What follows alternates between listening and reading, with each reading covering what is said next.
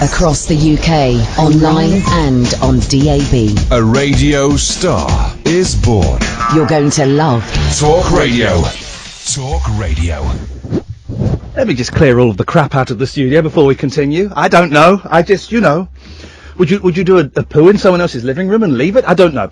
Good evening, dear listener. This is Iain Lee. This is Talk Radio. Busy 3 hours coming up. What have we got? Well, I'll be honest, not a lot, because I was too busy listening to psychedelic music, man, before the show came on. Who'd have thunk it? Do you want to be... I've just seen what's on my screen. Could be some competition for Alan Caddick tonight. Let's find out. Late night, Iain Lee on Talk Radio. We have ways of making you talk.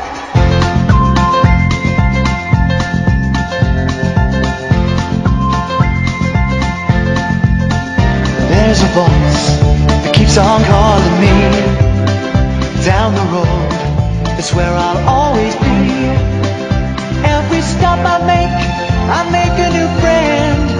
Can't stay for long, just turn around and I'm gone again. Maybe tomorrow I'll wanna settle down. Until tomorrow I'll just keep moving on. Down this road that never seems to end. When new adventure lies just around the bend. So if you wanna join me for a while, just grab your hat, come travel light, that's old style. Maybe tomorrow I'll wanna settle down. Until tomorrow, the whole world is my home. So if you wanna join me for a while, just grab your hat, come travel light, that's old style. Maybe tomorrow I'll wanna settle down. Until tomorrow, I'll just keep moving on.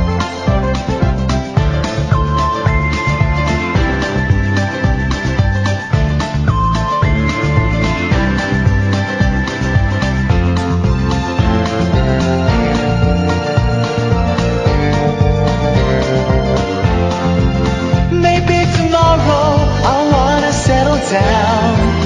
Until tomorrow I'll just keep moving on.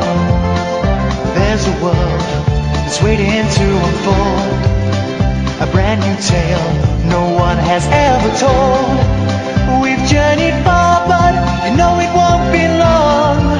We're almost there and we paid our fare with a hobo song. Maybe tomorrow I'll wanna settle down.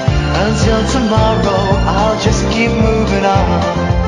So if you wanna join me for a while, just grab your hat, come travel light, that's old style. Maybe tomorrow, I'll find what I call home. Until tomorrow, you know I'm free to roll.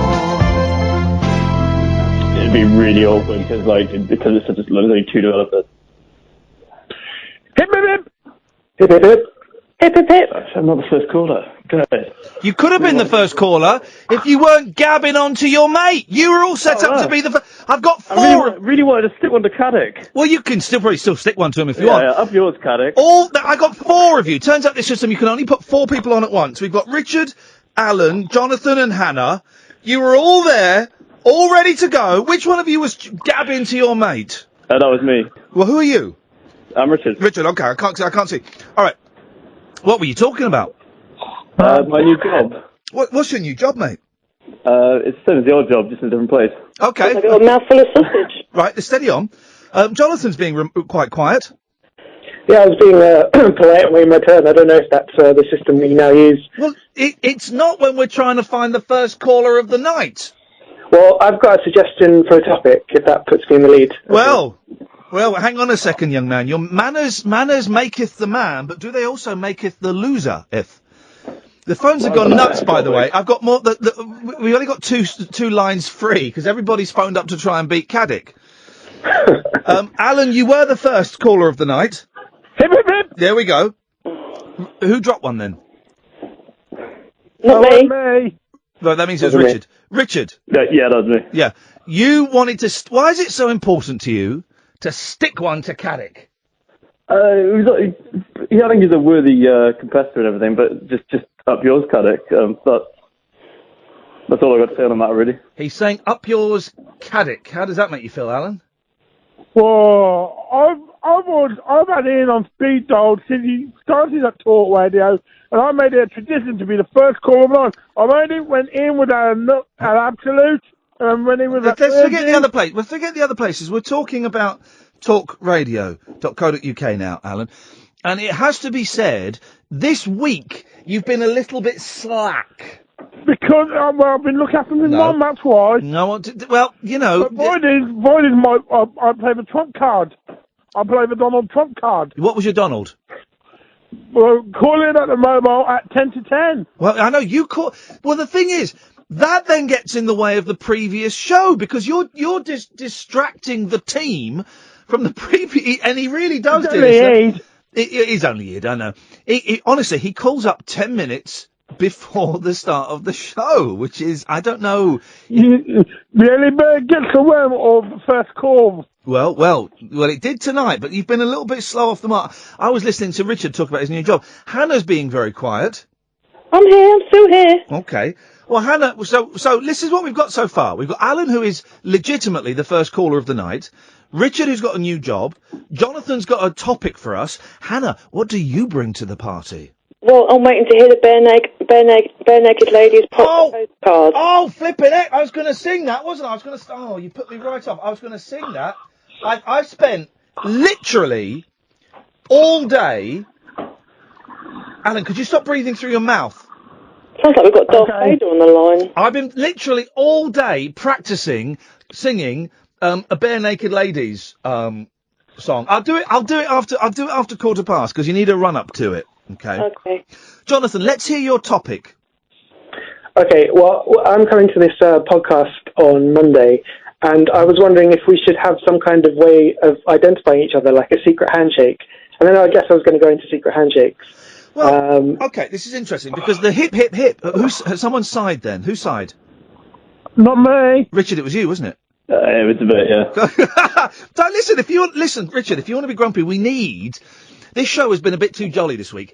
We need some grumpiness, so don't hide it. Don't hold back on the grumpiness. I've got the best topic ever, to be honest, and I'm just, the time's been wasted with this rubbish. Well, this is the start of the show. I'm just figuring, can I go up to a stranger and say hip, hip, hip in the hope? Hang on, go on, Jonathan. Can I go up to a stranger, say I'm sitting there on the road, someone sits next to me, can I just turn around to them and just go hip, hip, hip? What if they just look at me like I've just done something wrong? Okay, but you want to introduce a secret handshake. How would that be less embarrassing, going up to a stranger and initiating physical contact? Well, maybe it doesn't have to be a handshake, but maybe there's some kind of gesture we could do, a subtle gesture. Like, what were you thinking? I don't know. First thing that comes to mind is some kind of weird salute, but I'm not sure that's going to work. Okay. Hang on, who's flipping it? Who's talking in the background now? Oh, sorry, I'm outside the pub.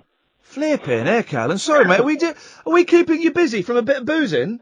No. Okay. Alan, what do you think to Jonathan's suggestion?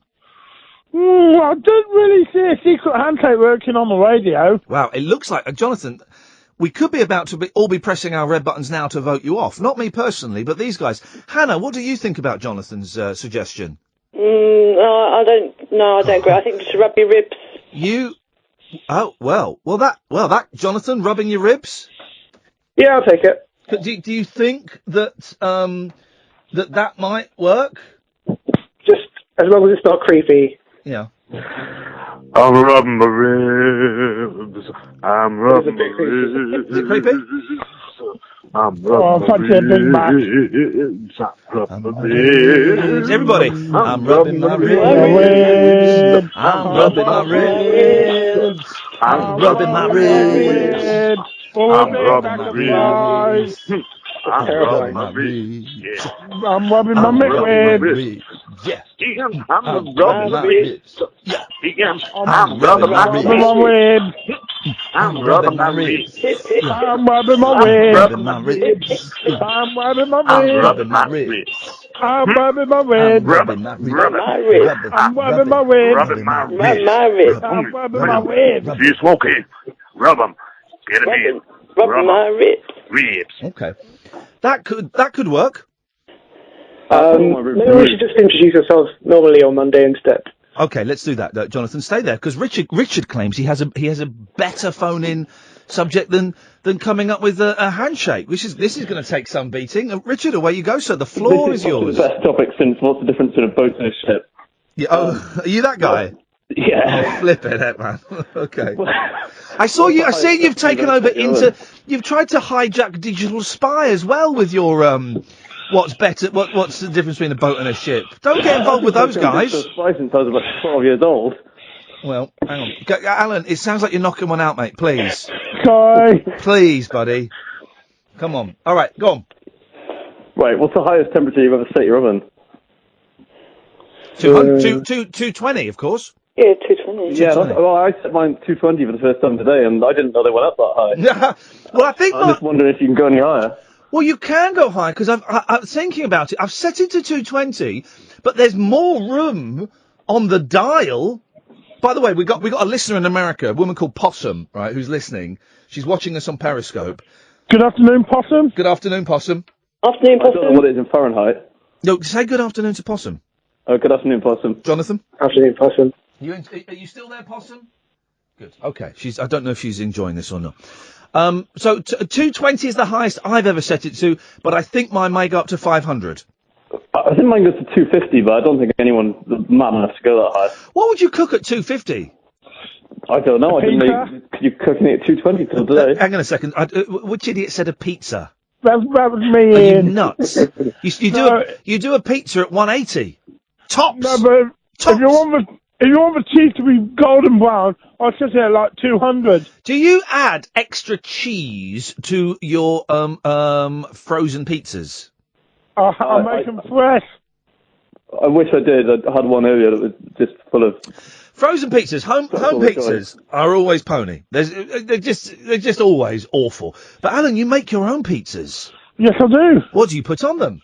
I put on tomato sauce and cheese for the base. Yeah. And I'll do like pepperoni, pineapple, oh no, sweet corn. Now pineapple's just wrong. Yeah, the Hawaiian, the main diet of the Hawaiians is not ham and pineapple. Well, I highly recommend it from a supermarket. Okay, well, okay. Are we allowed to name names? No. Well, yeah, but don't. It's boring. Well, okay, we now have to have a vote between Alan and Hannah. Which was the most interesting phone-in, and I will cut the person off who had the most boring phone-in out of those two. Was it Jonathan with his... What a weird start to the show.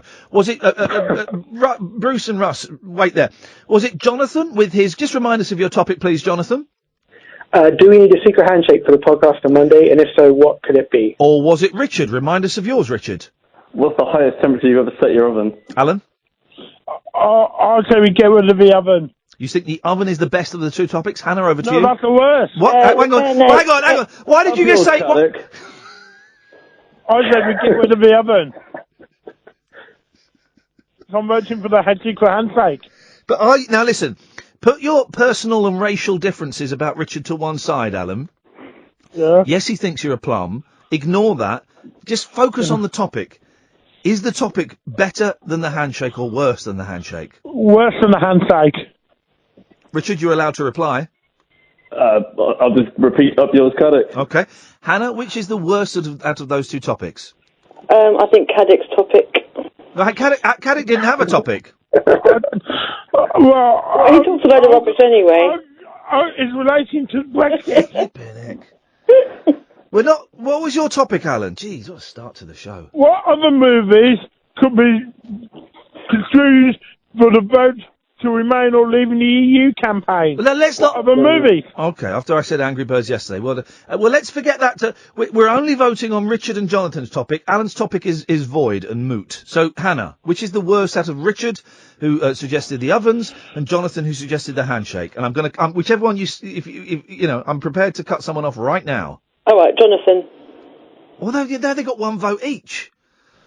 Okay, right. Hang on a second. Hannah, I'm just going to Oh, flipping it. Right. Oh, no. Right. Jonathan, stay there. I'm going to... No, right. Hang on. Right. Oh, flipping it. Right.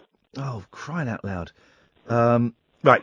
Jonathan, stay there. I'm just going to bring a young voice into this conversation. A young voice, guys, okay? So just be polite. Tommy? Hello. Hey, man. How you doing? How old are you, Tommy? I'm 10. You're 10? Whoa, dude! Tommy, do you like Power Rangers? Hang on a second. Hang on. Don't listen. Shh, be quiet.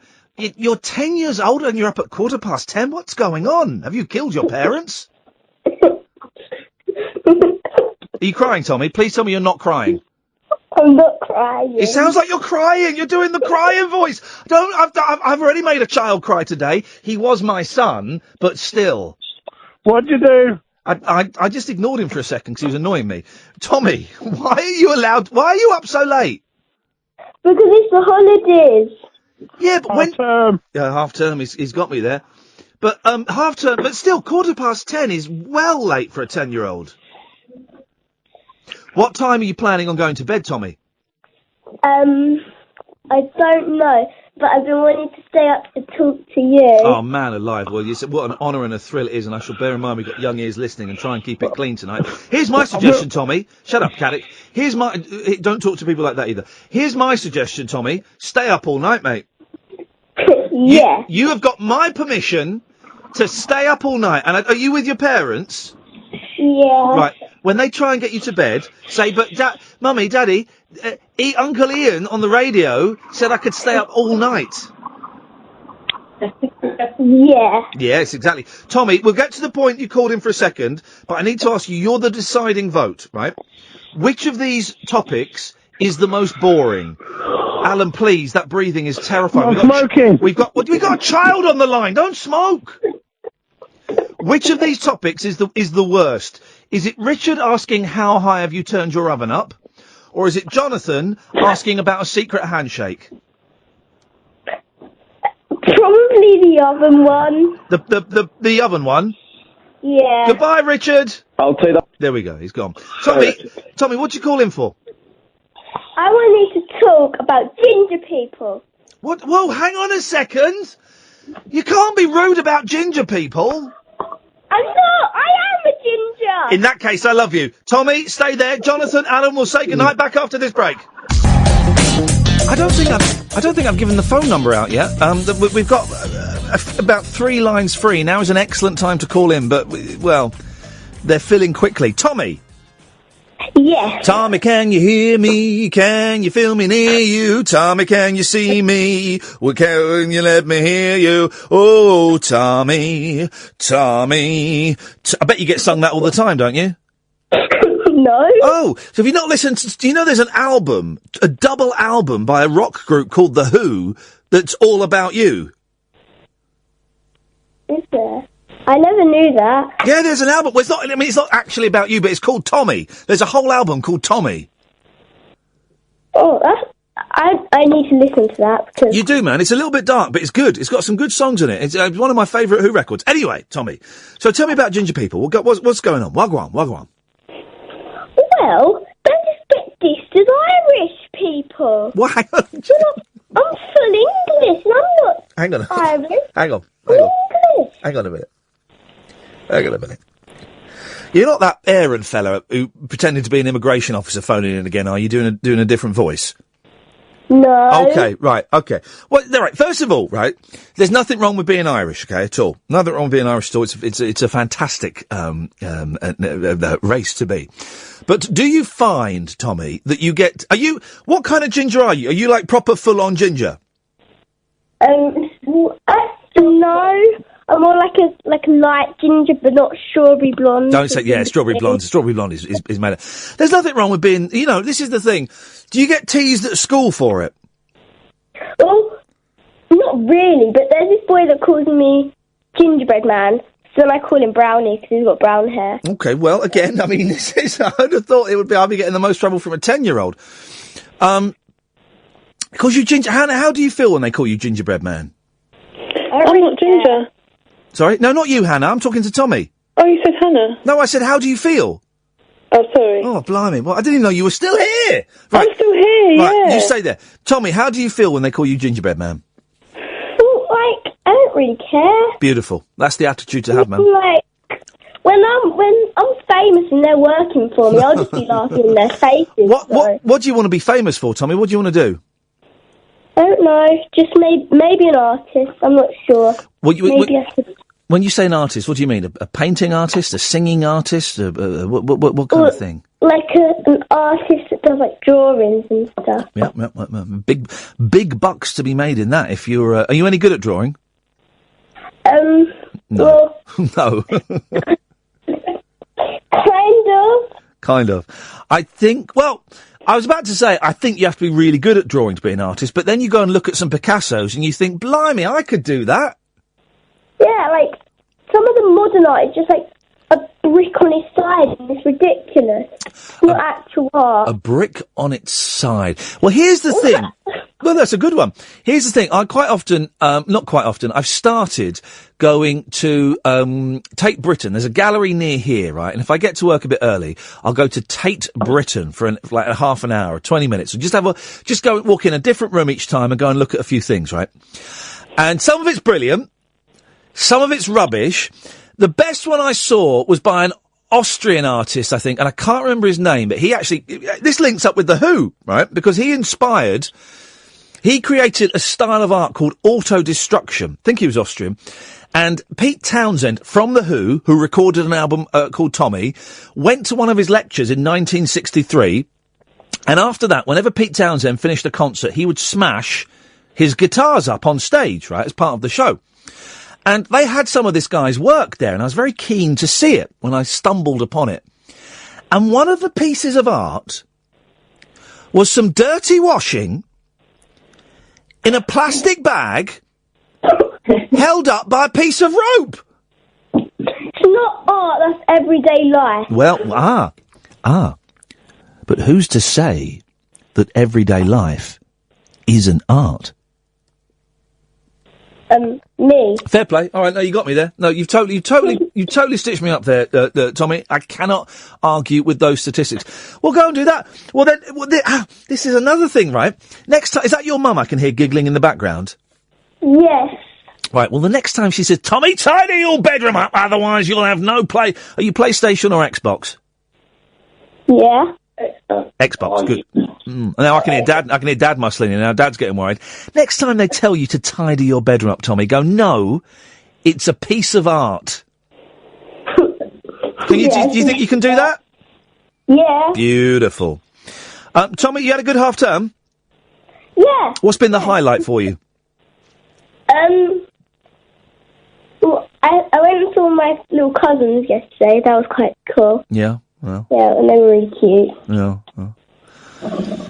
That was the best thing, I think. Well, are you back to school on Monday? Yeah. Back to school on Monday. Looking forward to it?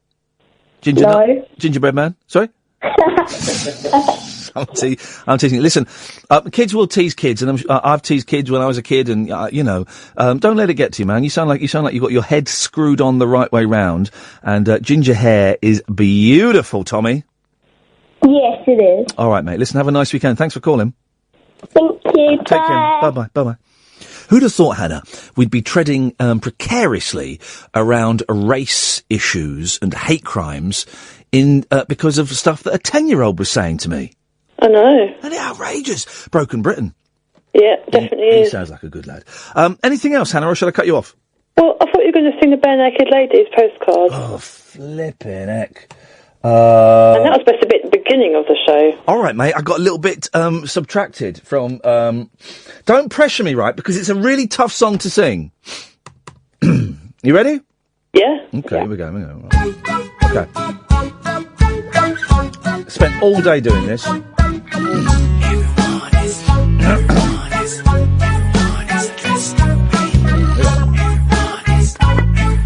The third verse I struggle with. You can't imagine so many monkeys in the Daily Mail, and all of them coming anonymously so they leave no trail. I never thought I'd have an admirer from overseas, but somebody's sending me stationery filled with chimpanzees. Some chimps in swimsuits, some chimps are swimming in from a vine. No.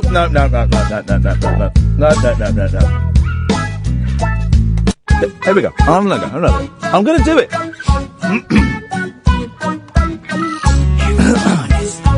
Damn you, Hannah.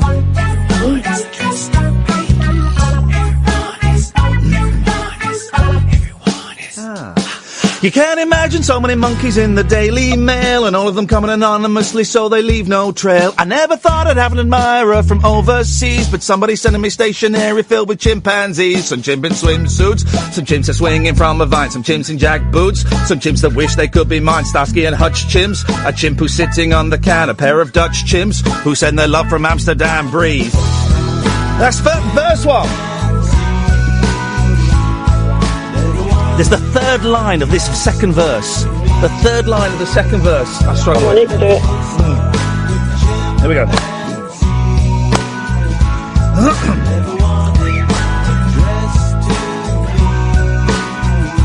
If I had to guess, I'd say the monkey sender thinks it's great. He's sending me, maybe she's sending me just to see me get irate. I'm losing sleep and it's gonna be keeping me up all night. I thought it was funny, but now I've got money on a monkey fight. Some chimps in hard hats, chimps are working on a chain gang. Some chimps who love caps, burning rubber in a Mustang. Birthday wishing chimp, a chimp in black like a goth. A going fishing chimp, a British chimp in the bar. Yes! One more! Here we go. Here we go. I can't do the first line of this verse. This is the split. Okay, here we go. Here we go.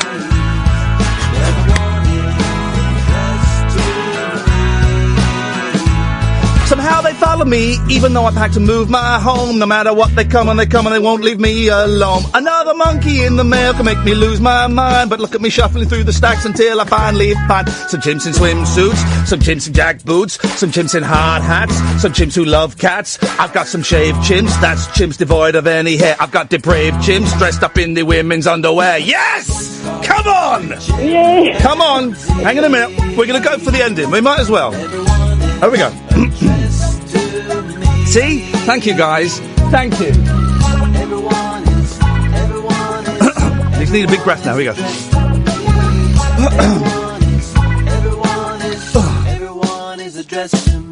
Some chimps in swimsuits, some chimps in jack boots, some chimps in hard hats, some chimps who love cats. I've got shaved chimps, that's chimps devoid of any hair. I've got depraved chimps dressed up in the women's underwear. Starsky and Hutch chimps, a chimp who's sitting on the can. A pair of Dutch chimps who send their love from Amsterdam. Some chimps in Mustangs, some chimps in chain gangs. I got a birthday wishing chimp and I got the going fishing chimp. Yes! Have it! Kiss it! Hannah! I destroyed you! I destroyed you, Hannah! I destroyed you! You literally all flipping day practicing that. And I had the kids. I was going, no, boys, I can't talk to you. I can't talk to you. I'm doing this. Oh, flipping heck. Well done. Is it politically incorrect to say I think I'm having a thrombo now? Thank you very much, Hannah! If you've... Yes, Bruce! Hip, hip, hip! Hip, hip, hip! Man, I honestly think Tommy has already got into my top 5 favourite callers of all time. Who'd have thought we'd have so much trouble, though? I mean, boy, he was sailing close to the wind.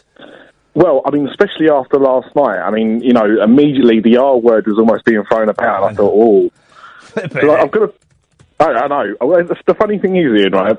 I've been quite busy this week. I've not been able to listen to the show too much. And last night was the first time I got to sit down.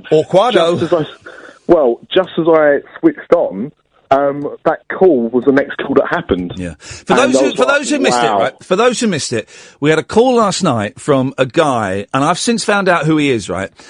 He was pretending to be an immigration officer, and I was pretending to be a psychedelic robot, right? And pretending that I was just like a robot answering him. Very early on, he started nudging towards not even casual racism, quite unpleasant racism. And I let it go on a bit longer than I normally would have, because I was enjoying being a psychedelic robot. There's a sentence. But then he kind of crossed the line, and I had to steam in. And it was obviously he was doing a character. It was obviously a prank call, and I welcome the prank call. Farmer John, anyone? But he was rubbish, and it was unpleasant. It was really unpleasant. And I kind of took him to task on it, and it was tense to do, Bruce. I imagine it was a very tense listen. It was a very tense listen, but at the same time, absolutely captivating radio. Yeah. I found out who he is, because he went on Periscope before the call, right? He phoned up as Aaron, and then he came on and pretended he was Stephen. But he went on periscope.tv/Iain Lee before the call, telling everyone exactly what he was going to do. That he was going to phone up and pretend to be an immigration officer. So I've got lots of nice people on Periscope who police it, and a few of them sent me emails and screen grabs of what he'd said. So I was able to find him. He's at Mr. Toffee Crisp on Periscope, although I think he's closed it down, but I'm not sure. And he bills himself as an Asian comedian. He's an Asian fella, but the comedian word was the one that struck me as being quite odd, because it wasn't funny at all. It's a very fine line when you have comedy characters call in. Yeah. And like you said, Farmer was brilliant. Right, I mean that was again. I'm being told off by Kath because we think the farmer may have been a real farmer, and I apologise for that. Yes. Well, yeah, whatever he was, it was still a great call, whether he was a farmer or not. Yeah. But when you have calls like that, you have to be really good at your act, your character, whatever it is. And that guy last night, I don't know what he was attempting to do, but if that's a comedian, I mean, he's never going to, maybe an open mic or something, he's going to get booed off the stage. I mean, it just wasn't an entertaining. And also, it was nasty. It was nasty, and I've been nasty in the past in my comedy. I'm really, really trying to make an effort not to be nasty anymore. And I'm getting so much better at shunning it. But I gave him the chance to. I gave him about 3 or 4 get out cards, and he wouldn't accept them. If he'd have just said, "Do you know what, mate? Yeah, I got it wrong. Really sorry." Boom, fantastic, nice one, man. But he couldn't. It was just a real tone of unpleasantness, and I had to, I'm afraid, come back at him with unpleasantness. It was in the podcast that we put out after the show. I have to say as well, not everyone stays up for the last hour of the show, which is disappointing, because the last hour of the show last night, I don't even know what happened, right? Did you hear it, Bruce? No, by that point, I was tending to my kids. That's fine, man. You don't need to give a note to me. It's a radio show. No. I get it's a radio show and people dip in and dip out, right? But it was the funniest. There's about 30 minutes when Rob Bonet phoned up, and I never thought I'd say this about Rob. It was the funniest thing I have sat and listened to. I wasn't even driving it, right? Someone else was driving it. For years. And that is now out as a bonus podcast. So there is a second podcast of last night's show with bits from the last hour in, because it was just... well, I don't know what happened, Bruce. I can't even describe it. You'd have to go and listen to it. It was incredible, really.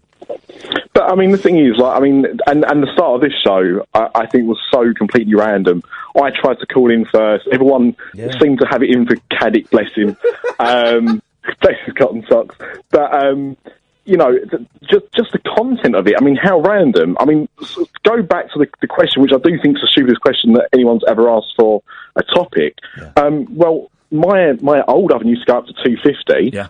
That's what you want to put it on if you want to buy some clothing really quickly. Yeah. But you'd never cook anything at 250, really. Yeah. But just complete randomness. Yeah. The handshake thing doesn't make good radio because you can't see what a handshake looks like over the radio. But still captivating. And then you get Tommy. Welcome. Tommy come in. Bruce, I've got to let you go. Okay. I've got to let you go. That's Russ's music. That's the Russ alarm. Thank you, Bruce. Hang on. Russ, are you there? Sorry, I was just doing my tango. Yeah, we go, Russ. The alarm has sounded. I knew that means you had to be in the building. Good evening, Russ. Hip, hip, hip. Hip, hip, hip. Hip, hip, hip. Good evening, sir. Good evening. And, look, Tommy's mum and dad have just tweeted us. Thank you, Eddie. Anyway, Russ, what you got for us, buddy? Oh, yeah, I thoroughly enjoyed Tommy's call. Yeah. And the next time I see someone on Periscope saying, oh, I'd like to call in, but I'm scared. And what? A 10-year-old's just done it and nailed it. He nailed it to the floor, didn't he? I just can't. I don't know where. I mean, I used to ring. I started at the age of about 12 ringing radio stations, but I wasn't that confident. Hey, can I ask you a personal question, Russ? Yeah. Have we won you over completely from Ian Collins on LBC now? Or do you flick back and forth? It's not. I won't be upset. I'm just curious. Do you flick back and forth, or have we got you completely? No. I'll be totally honest, right? Yeah. I did on my group when you first started. Yeah. It was when Talk Radio first started, and there was a few who was having a bit of a chat, and I was like, well, I'm not sure about this new Talk Radio yet. I mean, it was the first week. Yeah. And I did put, I'm not sure about Iain Lee, because I didn't know you. No, of course not. No reason you should. No, I am won over, mate. I'll be honest. Don't want you to think I'm patronising you, but you've asked me, and yeah, I am won over. But I do, you see, Iain was my first love. Ian Collins, you're referring to. In radio terms. Yeah. So I'll always have a strong flame for him, and I do still listen, but I lead fun in my life, you know what I mean, at the moment. I don't want too much darkness and getting what you call it, tied down with all the Brexit. And I mean, I've got my strong opinions on many things, but I find it can consume your everyday life. I think I'm a radio geek, Russ. I'm a big radio geek, right? Genuinely, I cannot believe I'm like Mike TV in Charlie and the Chocolate Factory when he wanders into the TV, right? It's like, how did I get in here? I'm a radio geek, and I have been since I was about 14. No, actually younger, but 14 seriously, right? And I listen to a lot of speech radio primarily, right? And I've always thought that 10 o'clock at night on a weeknight should be for a laugh.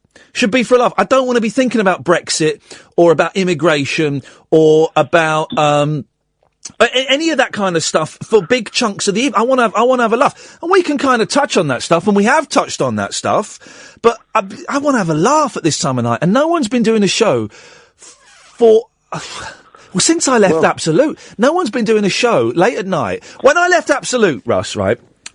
Which used to be Virgin, and it was a music show, but it was primarily a phone-in. We play about 5 songs an hour, but it's primarily a phone-in, right? And when I left, I thought I'm never going to get the chance to do a show where I get to mess around again, right? And I wrote a nice, long blog about how, I was kind of putting that style of radio to one side. I was going to move to BBC local radio, and don't worry, kids, because somebody will come and will pick up the baton soon, and will kind of carry on doing the kind of stuff I was doing, but in their own unique way, right? That was 5 years ago, and no one's done it. Honestly, I thought there'd be a rush of people trying to do, stupid late-night phone-ins, and there's no one doing it. We've got no competition. Do you think some presenters, over time, start to take themselves too seriously? I think it's down to presenters taking themselves too seriously and wanting to mature, which I did. I kind of grew up at this show. This show is more mature than the LBC show, which was 8 years ago, by a long, long way, right? But also it's bosses, it's radio bosses that are scared, that think you lot are stupid, right? I had a boss once who said, Ian, the listeners are stupid. That you talk down to them. I said, no. If they are stupid, which I don't think they are, let's bring them up to our level. I think radio bosses are scared of doing something a little bit different, which is why I'm, blessed to have bosses here who have not. They've barely spoken to me. Apart from to say, keep up the good work. We're really enjoying the show. It's funny you should say that, Ian, because I've been thinking for a while since it started, and I personally, I'll give you my opinion based on past experience. I think it's going to get to the point where when good things always come to an end. I can't see. You're not predicting the end of this show already, are you? No. I can't see this present format in the sense of the callers that call, like myself and regulars, the fun that we have. I can't see it lasting long term. I'll be honest. Blimey, Russ! I've only been here 2 months. No, I'm not about your show as such, but before your gaffers get involved at some point, 6 months, 12 months, 18 months down the line. So I know what you mean. Right, Ian, it won't last forever. We need to change direction. Yeah. It won't, Russ, I've got to move on because I'm really late for a break, and I kept missing all the breaks last night. It won't last forever. It never does. But let's enjoy it while we can. I haven't given the phone number out once yet. We're going to go the whole first hour without giving out the phone number. That's nuts. Are you listening, Hartley Brewer? You could be listening to her. She does the other end of the day to me, 10 till 1. Mondays to Fridays, 10 o'clock in the morning. Apparently that time exists. Oh, I nearly, I swallowed, I was eating nuts earlier on, and I'm still 45 minutes later. I've got nut detritus in my mouth, something Catherine know a lot about. And, no, because you're having nuts as well. And, it just swallowed a bit then, as I was talking about Julie Hartley Brewer. Yes, Thomas! Good evening. Hip, hip, hip. Yeah, I'm ringing to talk about the subject you didn't want to talk about. How rude. Yeah, Brexit. Go on. I think the reason people are so disenfranchised with it is because it's so bloody negative. Well, hang on, what are we talking about? We're talking about ovens? The referendum. Oh, well, okay. Both sides, negative. You've got the Remain side, who, you know, if we leave the EU, hordes of locusts will be erupting from people's eyes and blah-de-blah-de-blah. And then you've got the Leave campaign. If we don't leave, hordes of migrants and terrorists will come into the country. We have to tread carefully about what we talk about because, you know, of broadcasting and legal restrictions that are placed upon us. But it's boring, isn't it? It's boring. And it's on the radio all the time. You listen to other stations. This is the most important decision Britain will ever have to make. Well, I don't really think it's going to affect me much either way. And I don't care. I think it makes boring radio, as you are illustrating excellently. And it's the whole thing's boring. I think the real shame is it could be positive. There are positive arguments for both sides, and we've not heard any of them. All I want, right, is I just want someone to tell me the facts. How much are we spending? How much do we get back? Will I have more or less money afterwards? And that'll do for me. I can pretty much answer all of those for you if it helps. We're not allowed to. Oh, no, you can't. No, damn. Okay. Which is great, which is a great restriction, because who wants to... But why do you want to talk about it, Thomas? Because I find it really troubling that nobody's actually having a proper conversation about it. I mean, you're just talking about LBC, and they've turned it into this really life or death decision. You have the current host on at the moment, who I'm not a big fan of, who turns everything into a joke. I mean, not in a good way. It's like a kind of competing against people's ideas. And it's boring. It's boring, though. The whole Brexit thing, right? It's boring. I've not watched even the bit when that rude girl was really rude to David Cameron, right? She was rude. Everyone's going, oh, she owned him. No, she didn't. She was actually, I mean, you know, whatever your view is on the in or outs of it, right? Yeah. She was rude to David Cameron. Who thought I'd be defending David Cameron? But she was rude to him. I didn't even watch that. I've not watched any of it. Because honestly, the outcome, I couldn't give a monkeys. I have my own personal opinion of which way I'd like the referendum to go. I won't air it, obviously. No, thank you. But I mean, I just find it incredibly depressing, to be honest. And you know, we talk about all the time, and this isn't so much about the referendum. You know, people being fed up with politics and low turnouts and that. You know, and people scratching their head. Well, why is that? Well, I mean, you don't have to look any further than this stupid referendum. And I've been talking about it a lot, and I've now reached a point where it's like, do you know what? I've had enough. I really don't want to talk about it, and now I'm ringing in to you to tell you that. Well, no, you're ringing in to talk about it. No, it's like a mental illness. well, just leave it. Just leave it and let it. You know, when you vote if you want to, don't vote if you don't want to. Again, I'm not even allowed to tell you to vote, which is great because I don't care. I don't care. Honestly, the next day I'll read the paper and go, oh right, okay, we decided that, did we? Onwards and upwards. I'm off to work. Bye bye. It's boring. Go back to an earlier point you're talking about museums, not galleries. Yep. Did you see that article the other day about the person that left their glasses on the floor of the art gallery? Oh. And over the next couple of hours, people were going in, getting down on their hands and knees and taking pictures of glasses, thinking it was an element of the the art gallery. Absolutely beautiful. I love it. Absolutely typify all that is wrong with the art world at the moment. Well, no. I think that's all that's right with the art world. I love all of that. Me and Kath went to the Tate Britain the other day. I said, Tate Britain's really near us. We're early for work. Come with me. This is where I like to go and hang out a little bit before the show and just kind of soak up the vibes, right? And we were laughing. I said a bag of dirty laundry being held up. That piece of work was 70 years old, right? It's by this famous Austrian artist. I'd heard of him. And there was there was a shower head. There was a shower head, right? That was just tossed on the floor and painted blue. A shower head. And everyone's looking at it going, oh, yeah, this really says it. And we were wetting ourselves with laughter. And I love it. I love it. It's art because someone has called it art. And that's all you got to do. Yeah. You call it art, it becomes a piece of art. Someone's willing to pay 50,000, 100,000, £1 million for that. Beautiful. Beautiful. Yeah. I'll do it. I do genuinely think, and I used to, who's the bed lady? Tracy Emin. I used to be quite rude about Tracy Emin, particularly on the 11 o'clock show, and in private I used to be quite rude about her. I think she's a genius. Yeah. I think she's a genius. If she can get, what was it, something like £1.2 million for a dirty bed? Fantastic. Can you imagine if somebody's parents came in and washed up the bed and then, sorry, I didn't realise. Thomas, listen, it's nice. Million. It's nice to talk to you, Thomas. Thank you, mate. Oh yeah, if I ever meet Tracy Emin, I'm going to apologise to her for being rude about her on telly. I think she's a genius. Seriously, right? Some of those works of art are wonderfully hilarious and obtuse. And if someone is willing to pay £1.2 million for a dirty bed, right? Who's the genius, her or me? Her? Do you know what I mean? It goes. She's brilliant. More power to her. More dirty beds, please. I know there's more to it than that. Oh God, look, some of you've been waiting for ages. Yes, Kevin. I'm sorry, I've kept you waiting for so long. I do apologise. Kevin. Oh, me? Yeah. Well, is that Kevin? Sorry, you were dozing off. Kevin. I left you. I was falling asleep. I was playing with the cat on the bed. I'd left you there for half an hour, mate, and I apologise. That was rude of me. Hip, hip, hip. Hip, hip, hip. Actually, the reason I'm calling is because on my time hop on Facebook came up today. Time 6 hop? years ago. Yeah, you know, time hop. It's like it tells you what you did 6 years ago to the day and things like that. Yeah. You know it? Yeah, I know. It came up.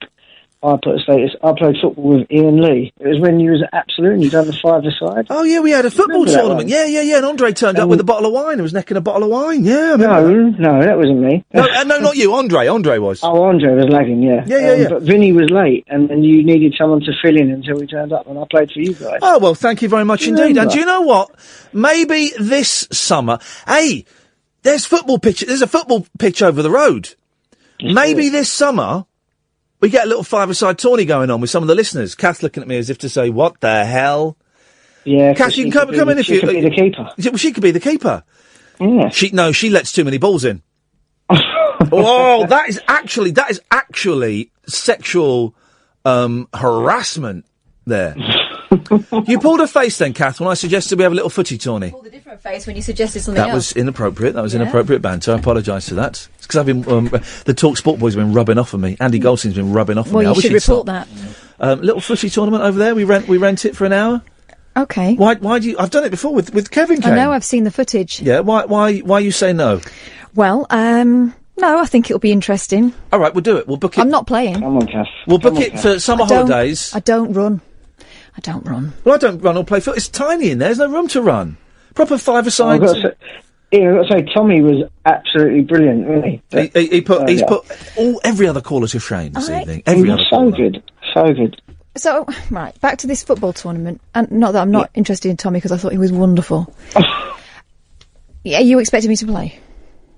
No, you don't have to play. You can... I could show you my Rabona.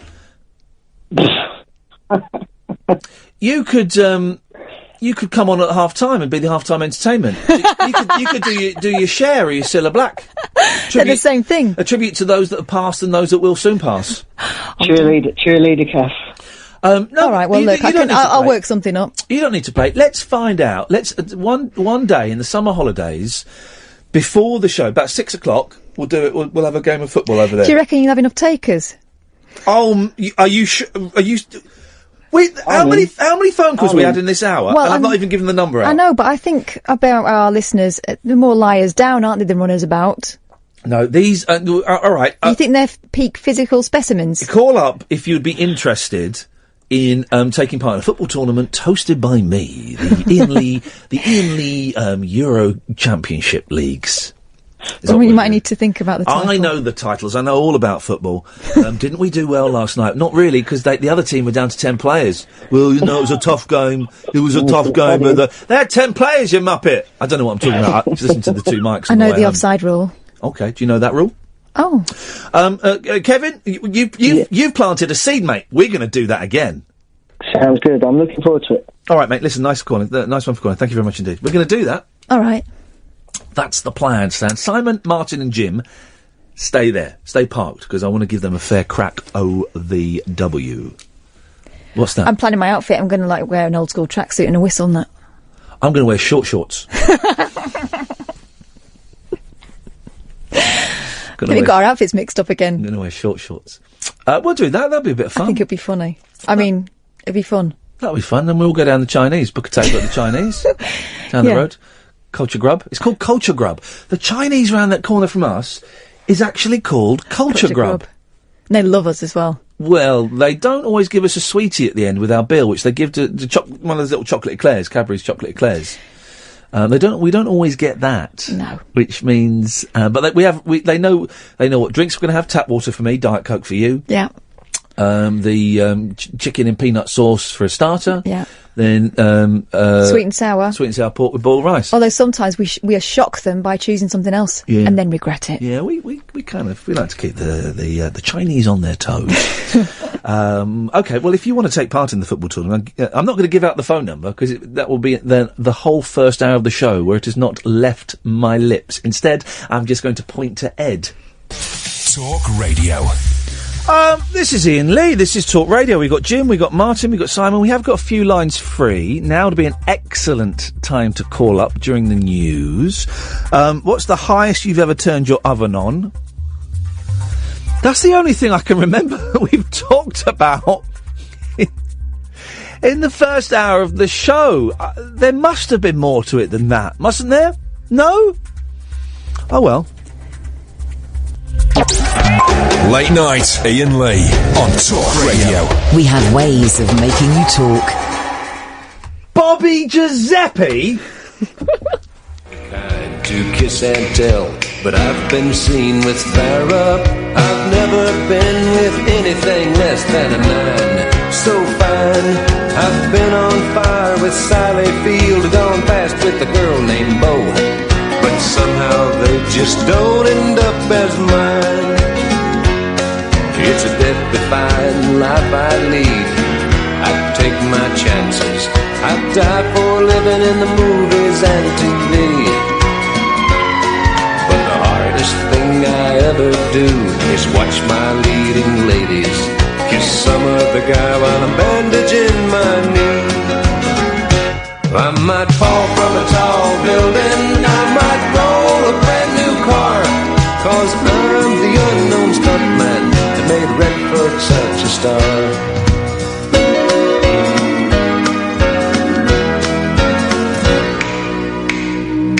I've never spent much time in school, but I've taught ladies plenty. It's true, I hire my body out for pay.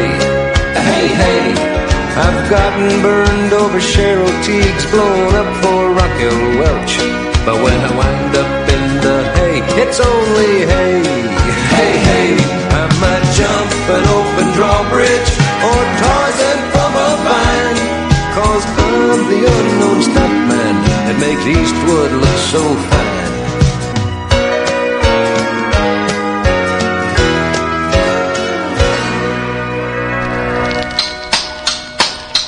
Right.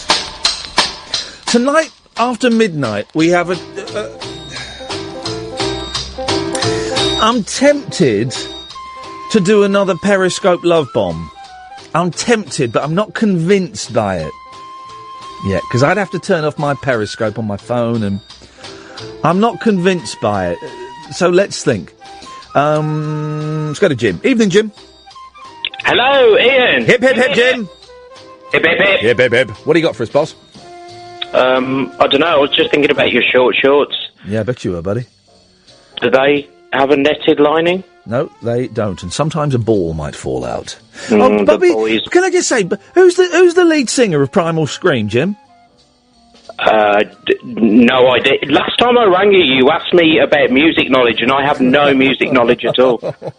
Hang on a second. Stay there. Let me bring Martin. Martin? Okay. Martin? Hip, hip, hip. Hip, hip, hip, Martin. Martin, who's the lead singer of Primal Scream? Bobby Gillespie. Thank you. Who's Bobby Giuseppe? Bobby Giuseppe, he played for Italy. He's available for your five-a-side tournament. The poor sod's fallen off the stage and knackered himself. Let's try and get his name right. It's Bobby Gillespie. I'm not a massive Primal Scream fan. I liked what was the pop album they did? Screamadelica. No, I didn't. I bought that the other day for £1, right? There's only 3 good songs on there. They were all high on drugs. They were very high on drugs. We can say that without fear of contradiction. What is it? Give out but don't give up. The one that's got get your rocks on, honey. Oh, the Rolling Stones rip-off album. The Rolling Stones rip-off album. I like that album. But I never really got them. But I like the fact that Bobby Giuseppe and Primal Scream exist, because it's nice that a band that I think are quite noisy and quite raucous and quite unmelodic are going for so long and are still so successful. I think that's good. Do you think it was perhaps a tribute to Primal Scream, and Bobby Giuseppe is a tribute to Bobby Gillespie? Hey, it could be. Okay, what would you... Okay, here, Jim, you can play this as well. Ian, this is way beyond my music knowledge. I'm going to bring you in, man. Okay, what would you call a Primal Scream tribute act? Primal Dream? Yeah, not bad. Okay, that's not bad. That was you, wasn't it, Jim? Yeah, that's not bad. Martin, can we beat Primal Dream? It's not bad. It's a good starting block. Primal Scream, Primal Cream. Something that rhymes with whipped cream. No. Primal. No. That's actually tough, isn't it? Primal whipped cream. Tough, yeah. Primal Scream. I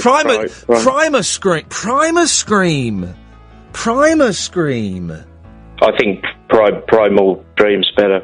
Who's saying that? It's Jim. Well, yeah, that was your suggestion, Jim.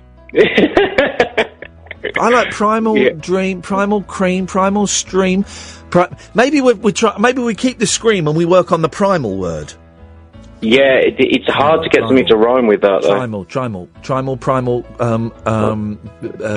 Giuseppe Scream. Dimal. I'm going through the alphabet. Primal, Hymal. Hymal sounds a bit Nazi-ish, doesn't it? Yeah. Hymal Scream? No. My name is Hymal. My name is Hymal Scream, and you will answer the questions, or you will be in very big trouble with my boss, Bobby Giuseppe. Who sells the pizza? Another racial stereotypes are available. Yes, sorry. Okay, oh wait, no, don't. I was playing the game as well. Call in. I'm not going to give out the number. Call in if you have a name for a Primal Scream tribute act, guys. Ian, you still haven't given out the number. I had to go on the internet to find the number. Here's a good one from Drivelcast on Twitter. Primark Scream. Oh, yes. Ooh. Yes. Ooh. Or Primani? Prime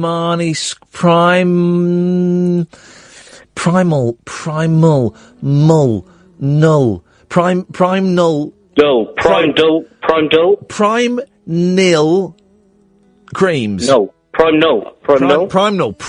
And you just call it Prime null. Prime null. Actually, that's a good name for a band that isn't a tribute band. Prime null. What are your influences? Well, we're influenced by Primal Scream, and we were considering becoming a Primal Scream tribute band, but we couldn't come up with a name, except for whatever that one was, so we decided to create our own band. Yeah, that could happen. Why can I hear the Carpenters? Hang on, we don't want the Carpenters there. Hang on a second, go away. Oh, did you see that documentary was on tonight about Karen Carpenter? Which documentary about Karen Carpenter? It was on, I think it was Channel 5, one about her life. It started at 9 o'clock, so you could have caught the first, say, 45 minutes of it. Could have caught the whole first hour of it. But do you start exactly at 10? Well, 9:59 and 30 seconds. Oh, that's impressive. It's not I bad. thought you'd need a bit of prep before, maybe. So the prep tonight, right? The prep tonight was going to Nando's, and then when we came back, I have compiled a beautiful playlist on my iTunes. I created a whole folder, 29 songs. Playlist for talk radio. Yeah, and I've called it Late Night Psychedelic. That sounds wonderful. Yeah, it does. It's beautiful, absolutely beautiful. But I don't know what I can do with it. But I've got a few ideas, so we'll see. Jim, did we get to the point of your phone call? I was thinking about things that are broken. You were talking about that last night, though, so I think I might be a bit It's late. all right. No, we don't know. Listen, anyone is allowed to go back and forth in time with the topics that we have done or the topics that we will do in the future. I haven't got a problem with that at all, man. Back and forth in time as well. That's a good subject. Yeah. Back to the Future 2 is on at the moment. I'm missing it in order to speak to you. The best of the Back to the Future trilogy. I totally agree. I have a friend who's obsessed with Back to the Future, and he thinks Back to the Future 1 is the best. No. And 3, as we all know, is a turkey. I mean, I hate cowboys. Cowboys are just boring. Yeah. But 2 plays with the concept perfectly. It does everything that it needs to do. Do I remember correctly? Didn't they have, like, a countdown clock in Times Square when they were going to release the sequels? And weren't 2 and 3 released simultaneously?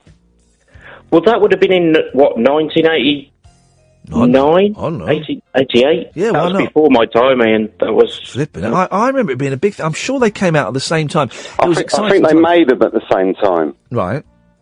I don't think they were released at the same time. I think they filmed them at the same time. Well, what was the gap between 2 and 3 then?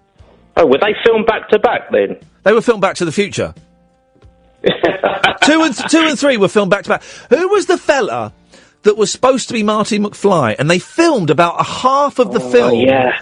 And then Steven Spielberg went, nah, it ain't working. And they sacked him off, and they had to refilm. Oh, it was... Wasn't Eric Stoltz, was it? Was it Eric Stoltz? Yes, it was. It was Stoltz, wasn't it? Mask. Yeah. So and they actually filmed, like, half of the film with him. Yeah. You can see it online. You can look at they have the actual scenes. Imagine being Stoltz, right, and you filmed half of Back to the Future, and every night you go home and your mum says, Eric, I know that you're upset because you're badly... You go home and your mum is Cher, right? And every night she says, listen, let's go and look in the Hall of Mirrors so you look normal, right? That wouldn't work. that wouldn't work, would it? He's going, oh, it's great, Mum. You know, despite this massive facial disfigurement, this Back to the Future film is really boosting my confidence, right? And then halfway through shooting, you come home and you're crying and Cher goes, what's wrong? I don't want to talk about it. Go on, what's wrong? I don't want to talk about it. Go on, let's go to the Hall. I don't want to go to the Hall of Mirrors. That wouldn't work. Ian, you need to look at a guy called John Titor. Oh yeah, you look. I know John. I'm aware of John Titor. Why don't you blow? Yeah. Why don't you blow the listeners' minds and tell them who John Titor is, please? Okay, John Titor is a guy who. Listen to this. I mean, I couldn't tell you the exact time he started, but he was writing stuff on internet message boards. Yep. He just suddenly popped up out of nowhere. Like, you know, we're talking about 15 years ago now. Yeah. And he claimed to be a time traveller from the future. Yep. And he made various predictions about what's happening in the future. This was on, like, internet forums in about 1996 and stuff like that, wasn't it? And he was sent on a mission by the military to go back and collect something. And he was collecting an old computer that could only run some kind of programming system from the 70s or something like that. They needed in order to break some kind of code that they have then. But he also gave details of his time travel, which was through. He travelled in was it a Chevy or something like that? Yeah. And he gave really minute details about, and people didn't understand what he was posting, and that's why it was so interesting in a way, because it was. And then he vanished. He was either went back to the future or he was killed by the American government. Yes. Yeah, one or the other. Martin, you need to look up as well, Ian, the Somerton man. That's a good unsolved mystery, that one is. Oh, I'll have a look at that. So, Martin, did we get to the point of your phone call? The point, well, I didn't really have a point. The point of my phone call was I was just inspired by Tommy, because I listened to you for quite a while, Ian, and I enjoyed the show, and I thought, if Tommy can phone you up, I might as well phone you up. Beautiful. Well, you have done. And it's easy. Yeah. The thing is, and this is, do you know what, Martin? Thank you, because you've taught me something. I need to stop asking what the point of the phone call is, because then that will put people off who think there has to be a point. And of course there doesn't have to be a point. I need to come up with new language. What we are doing, Martin and Jim, right now, is we are evolving the late night phone-in, right? Because I can't ask people, what did we get to the point of what you want to talk about? Because neither of you have had a point, but we've just had a 15-minute chat. Just having a chat.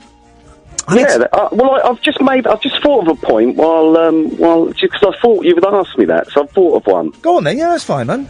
I've got a theory, and you don't live up to my theory, and I want to ask you, how have you broken my theory? Okay, well, I could be the exception that proves the rule, whatever that means. You seem to be, but I wanted to ask you, how have you managed to do this?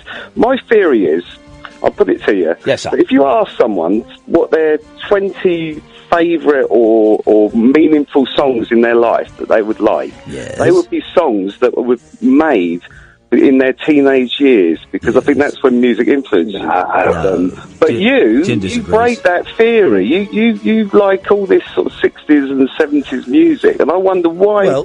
Why is that the music That was the you music like? that I got into when I was a teenager. Jim, you disagreed strongly with that. I could hear you going, no. Sorry. No, it's fine. No, go on. What? Tell me why. I think that you're incredibly influenced by the music that your parents played as well. So a lot of the things that would be in my top 20. Well, I think there is to a certain extent, right? It's different for everybody, right? But the things that influenced me, my mum and dad were really into. My dad was into Neil Diamond, and my mum was into Doctor Hook, right? Yeah. And so I grew up hating them, Doctor Hook and Neil Diamond. Yeah, I was the same with the Beatles. Yeah, interesting. I love them. I love Doctor Hook, and I love Neil Diamond now, and I'm so blessed that the lead singer from Doctor Hook, Dennis, I call him a mate now, because I've got his number, and we message each other a lot, right? What a blessing that is. And kind of, I got into the Monkees because when I was 3, my mum gave me the I'm a Believer single. I used to watch it on the telly, but also part of it was because my sister was really into the Beatles, right? She's listening now. She was really into the Beatles. So me really being into the Monkees, although I was obsessed with them, was also kind of 2 fingers up at her, saying, look, not 2 fingers. It was me exerting my independence as a teenager against my sister, who was older than me and who was already exerted significantly more independence. You do go slightly against that, what you were given as a kid, but then I think you come back to it again, don't you? Here's the thing, right? I'm late for a break, so I'm going to have to go in a second, right? But you don't need to tell me which way you vote, particularly not in the Brexit. I'm talking like left and right, Labour or Conservative or Lib Dem or whatever, right? Or UKIP, whatever. Do you vote the same as your parents or the opposite to your parents? I'm slightly more left-wing than my parents are. Martin? I'd be more left-wing. I see. My theory is you're kind of the opposite to your parents politically, right? My parents were always voted Tory, Maggie Thatcher, all of that stuff, and I tend to vote Labour, Lib Dem, kind of go that way. I don't think I could ever vote Tory, and I wonder if that is a constant rule that holds pretty hard and fast, with obvious exceptions. I wonder if that's the case. I wonder if, therefore, my boys will be voting UKIP in about 15 years' time. Oh, God. or God. What is it, BNP or something? Oh, God, no, don't. Jim, Martin, listen, really nice to talk to you. I've got to move on because I'm so late for a break. No, absolute pleasure. Trish, Simon, we've got so many callers. There are about 3 lines free. Now is an excellent time to give us a call. Simon. Evening, Simon. Hip, hip, hip. Hip, hip, hip. Simon, how are you, sir? I'm very well, actually, thank you. How are you, sir? I'm all right. I'm hungry. I'm really tired. Had a long day learning Another Postcard by Barenaked Ladies. And I've seen you smashed that, sir. I smashed it. Yeah, and I got a busy day, so I've got the kids tomorrow. Then I'm doing Sky News on Sunday morning. So I'm up at 5 on Sunday morning. Flippin' heck! That's a bandit. All that for 200 knicker. Never mind. It's worth it. It'll get me out of bed. Then I'm getting a haircut Sunday. I don't have hair, so I'm pretty jealous. No, it's fine. These things happen. Anyway, Simon, what you got for us? Well, let me start at the start. The last couple of nights, not enough people have been saying hip hip hip at the start. There's been a couple, Simon. You're right, and it really it disappoints me, and it gets me very, very angry. I'm disappointed, mate. Yeah, furious. You've set up a thing, and people aren't abiding. And then I phoned in to be the angry listener this evening. Oh, yeah, go on, man. That you requested. Yes, please. Well, I'm incandescent with rage over the Country File viewer that wanted secret handshakes, and then the utter plum that wanted you to be Nick Ferrari. But can I offer you... That was it. That was odd, wasn't it? Brexit's boring, but I'm going to phone in and talk about Brexit. Okay. Yeah. Can I offer you a Primal Scream tribute act? Yeah, mate, please do. For Bobby Giuseppe, yes. There's a tribute to Bobby Giuseppe. What would we call a Primal Scream tribute act? Primal Scam. Primal Scam. I like that. That is good, man. That is good. It's up there. Well, Simon, you have my blessing. Off you go and start that band. Have a good show. Good Cheers, night. mate. Ta-ta. There we go. Bobby Giuseppe has fallen off stage. I wonder if he knows yet. I wonder if anybody's told him yet. Triss is on the line. Evening, Triss. Hip, hip, hip. Hip, hip, hip, Triss. Well done. Bit of enthusiasm wouldn't go amiss. Oh, I've had a shocking day, mate. Hey, what's happened, man? Oh, well, bloody boiler's gone. Yeah. So we had to phone the landlord, got this bloke round, and he was holding a part because he thought it's a part we might need. Yeah. He asked to borrow a screwdriver to take the thing off. Oh, and did you have a screwdriver? I did have a screwdriver. Well, lucky for him, the plumber, that you had a screwdriver. That's good of you. Yes. Yeah, I know. I felt good about that. Anyway, he fixed it allegedly, but left me with all the water running. We had hot water, brilliant, everything like that. Turn the water off after he's gone, and he's the pressure gauge has going off the scale. Yeah. The whole thing's shaking on the wall, and there's water coming out the bottom of it. I phone him. Voicemail. Yeah, of course it is. So of course, yeah. So I've had to fix it using Google. I ended up fixing it anyway. We got hot water, everything like that. Anyway, I'm driving to work tonight. I get a phone call off the wife. Here we go. And we've got central heating. Should we need it? We've got hot water galore. Beautiful. No gas going to the kitchen though. We've got nothing. Oh mate. Well, the thing about gas, you want to make sure that's. So, is it turned off or is it leaking somewhere? Because if it's leaking somewhere, you're all going to die. Well, hopefully I don't get home tonight to a house full of dead bodies. Oh, blimey, But, don't. I mean, the chance of that happening a second time would be awful. Yeah, I know. The first time was bad luck, but... well, I'm sorry, yes. Anyway, at work tonight, right? Yes, At mate. work tonight, I'm an agency chef, so I go around bailing people out. There's this... When you turn up as an agency chef, right, do you ever have to say to someone... Here, sorry, I'm making this cake. You couldn't give me a whisk, could you? You got a spare whisk I can borrow? Like the plumber did with the screwdriver. No, I'll take my own bits, because I'm bloody professional, mate. Well done, well yeah, done. But, there's this fella, this young Asian fella, and he was awful, and I was just sort of, we're getting busy, just shivering it. It wasn't a bloke called Aaron, was it?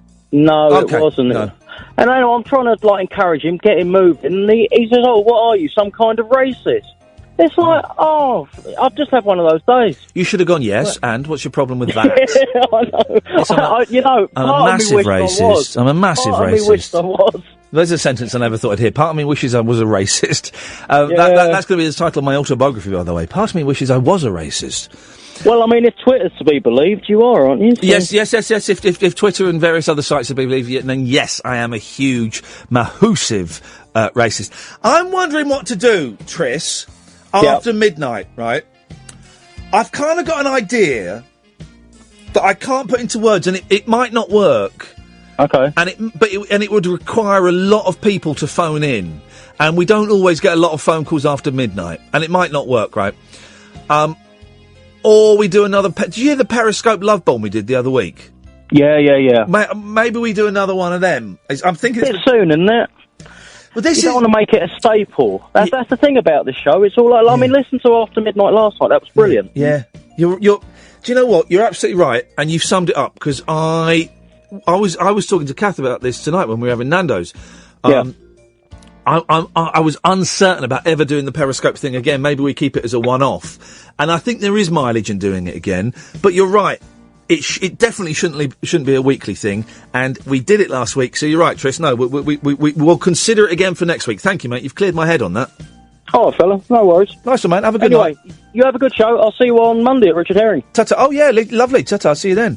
I'm recording the Richard Herring podcast, Leicester Square podcast. I think there may still be 1 or 2 tickets left if you want to come along. I'm on about, I think I will get there at 6:30, I guess 7. I don't really know. And I don't know how it's set up, but if I'm going to try and stick around if there is an interval, if you want to get, pictures done and stuff like that. Don't touch me! But I'll stick around and get pictures done and stuff if I can. I can only stay around for about 15 minutes, because I've got to come here and do this, really. So, good luck with that. Just breathe for a second. What a busy hour and a half, first hour and a half of the show we've got. Are these the only 2 callers that we've got lined up? beautiful, then I might give the phone number out after this. Yes, Katya. Yes. Yes. I heard my name on Radio 4. I said it just then. On Radio 4 today. Yes, but that wasn't about you. That was a play about a mentally obsessed woman. That's true. Because I heard it. Who'd stolen a man's telephone. Here's the weird thing, right? The plays on Radio 4 generally are rubbish, but actually the last 6 months or so, I don't know if they've changed the head of drama on BBC Radio 4. The plays, I think, have been really good, right? Delightful indeed. Delightful indeed, yes. And we're having a conversation, and that means you be quiet and I talk, right? And I tuned in for the last 20 minutes of this play, so I didn't really know what was going on, right? But basically, there was a fruitcake woman who was like a obsessive compulsive and a thief and bonkers, right? And she stole this man's phone and basically pretended to be him, right? Is that right? Yes. And then, even though he knew what she'd done, he fell in love with her. Yeah. And they ended up going out, and I thought, oh, come on, mate, she's gonna kill you. It's something I really hate. I like kissing. Sorry? I like... Where's this going? Where's this going, Katya? I like radio, but I don't like kissing on the radio. Do you know the noises and everything? Oh, yeah. Should we have a kiss now? Katya, should we have a radio kiss now? I hate that, no. There we go, go on. I know, because I'm thinking of the listeners. Katya. I can't do that Katya. for the listeners. Katya. For England. No, that's terrible. I can't. No, Katya. No. I'm not. I don't. Oui. Katya. Non, sûrement pas. Oh, mais oui. Katya, come here. Shh. Katya, shh. Just do the noises. We're not actually going to kiss. Just do the noises. I don't want to do the noises. It's disgusting. There we go. That was it. I hate that. Do it. Come, right, you be quiet. Right, You be quiet, and I'll do it. Oh. Wait. Okay. So, no. Hello. Have you stopped? Huh? Okay. So, I have an alternative too. Hello, you still there? Yes, I'm listening to you, mate. But I'm quite surprised. I'm just enjoying the moment of our passion. Usually you cut me off. So. I was enjoying the moment of our passion. It was a very erotic, wasn't it, Phil? It was. Phil, do you want to kiss me on the radio? Oh. Oh.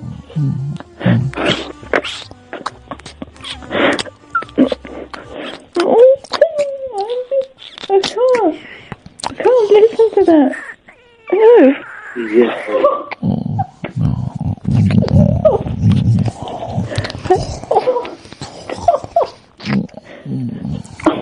Finished? No. Oh, stop it. Iain, please. No, you don't like that. Thank you, Phil. You're a good kisser, Phil. Phil, are you still there? Oh, steady on, fella. I don't. For those listening, I didn't know. I'm not on the air, am I? Yes, mate. You're on the radio when you just said that. You said you were having a wink, and I've had to dump it. I was just winking at the TV, man. The Periscope people heard it. The listeners. So sorry. The Periscope has heard it. Katya heard it. I felt it. The listeners won't have heard it, though. I was actually typing on Periscope when you said that, and I thought, he can't be talking to me. Yeah, I was. Yes, mate. We were having a kiss. Oh, my God. Yeah, oh well, my don't God. say that again. Anyway, Phil, stay there. You can join. So we're having a threesome, are we? I didn't understand. I didn't know what was going on. I didn't understand what was going on. Talk to Katya. Go on. Hello. Hi, Katya. How's it going? Hello, and WDYKOO then. I guess. Pardon. Are you speaking English then? I think that's English. I think it's an acronym from the olden days, something. We'll be speaking to you. Get rid of her, please. I've got no idea what she's talking That's about. okay, Phil. I'll get rid of you. It's fine. Katya, yes. I'm not having that. He's gone. What a rude man. He's gone. Yes, Katya. Okay, so that's your alternative is WDYCYPO. Yes. Oh, that's my cat. That's the name of your cat? No, it's just... That's a tough one to call late at night when you want him to come in. No, he's not happy because he must be fed, but I don't want to do that now. He must be fed, but I don't feed him for 5 weeks. I will learn him lesson. So in Beckenham, there is a restaurant where the 3 nuns used to be, and it's called Zizi. Have you ever been there? So, what? Zizzy's? Yes. Zizzy's not...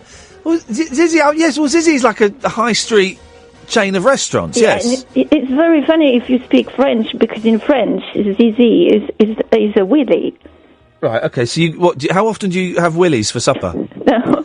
Do you have willies for lunch? I wanted to go there, and Roger said, "Oh, let's not go there." Roger, the boyfriend who doesn't exist. Yeah, so, so we avoided that restaurant on that day. You didn't fancy Roger's willies. No, and the day after that, it was all over the news, the restaurant, because of what happened in there. What there happened? was a man. Yeah. He ran into the kitchen. Yeah. And then he went to the other kitchen, because they've got 2 kitchens or something. 2 kitchens, of course. Then he took the knife, and then his trousers, he cut his willy off. He did, really, that's true. Hello? Hi? Hello? A man cut his willy off? Yes. In Zizzy's, which means willy? Yes. And what I noticed, Katia, is... You're laughing at that. Which bit of that horrific story is funny? No, it's not funny, but it's the first time I can really talk about it, because Roger is in Birmingham at the Game Expo today. Gay Man Expo, yes. No. Is he a gay man? Game Expo for the gamers. Okay, Game Expo. Gay Expo, yeah. It's going there. And every time I want to tell this story, he says I shouldn't, because he doesn't like stories about willies being cut chopped off. Well, how many stories are there about willies being chopped off? There's John Wayne Bobbitt, of course. Yes. There's another one. The man in Zizzy's. There's another one from the Darwin Awards. And all I can remember is by mistake he was playing with you know when you staple nails on the wall, how do you call that, nail guns or something? I wish I got rid of you and kept the other bloke now. Blimey, this is taking a turn, isn't it? And then I don't know, he was taking care of other DIY jobs in the house. And he cut it.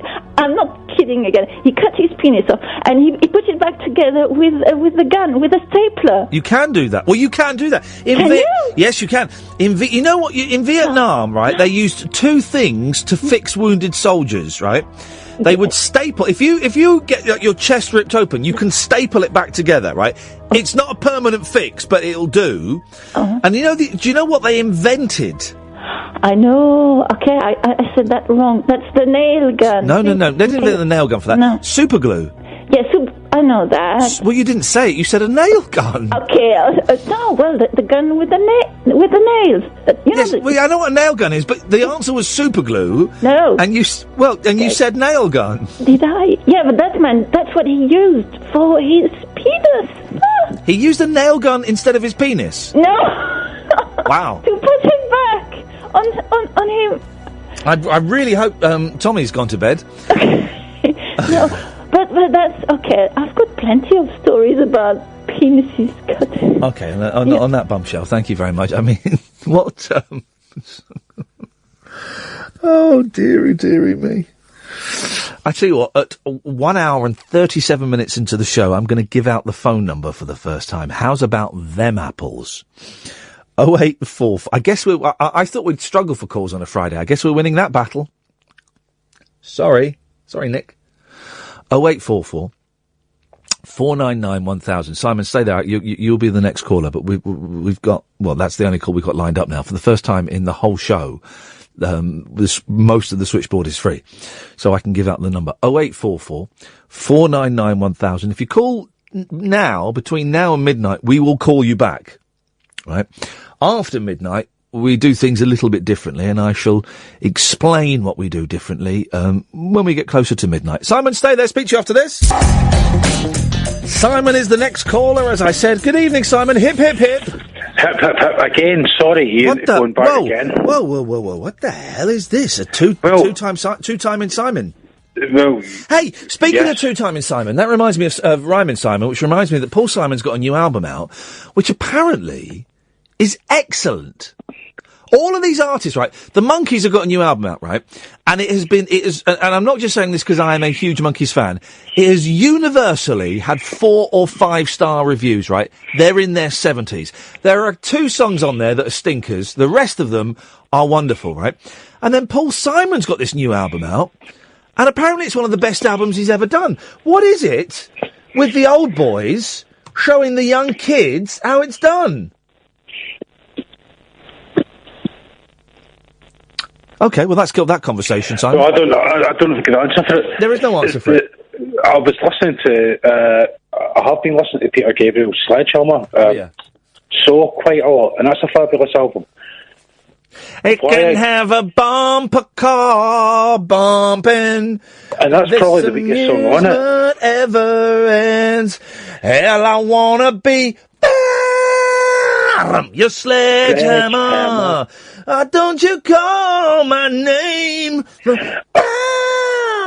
Your sledgehammer. I phoned back for a specific reason, and it was one that I forgot about earlier, because I thought the 5-a-side football team thing would be a good idea. Yeah. And I had to run it past her, but Catherine said that she's really good at handling difficult balls. Yes, okay. So you phone, come on, Simon. And you could bring it off at half time. Come on, you've not called in again for that, have you? You've really lowered us. Well, she said you could bring it off at half time. So, yeah, well, I heard it the first time. I mean, it's cool. He's called in for jokes that were that's Carry On Emmanuel in 1979 cut from their script. 0844 499 1000. Sam's on the line. Evening, Sam. Hello. Hey, Sam. How you doing? I'm good, thank you. Yeah, good, thank you. I'm just looking up reviews for. Here we go. Listen to this, right? I'm listening. The Guardian, and Paul Simon's face is weird now. Paul Simon's face looks like it's a computer animation from a Dreamcast game, right? It's weird, right? Right. But it gets a 5-star. Here we go. Let's listen to one of the songs. Hang on, this is from the new Paul Simon album. Oh, he's doing all the African stuff again. Yeah. Hang on. Hang on.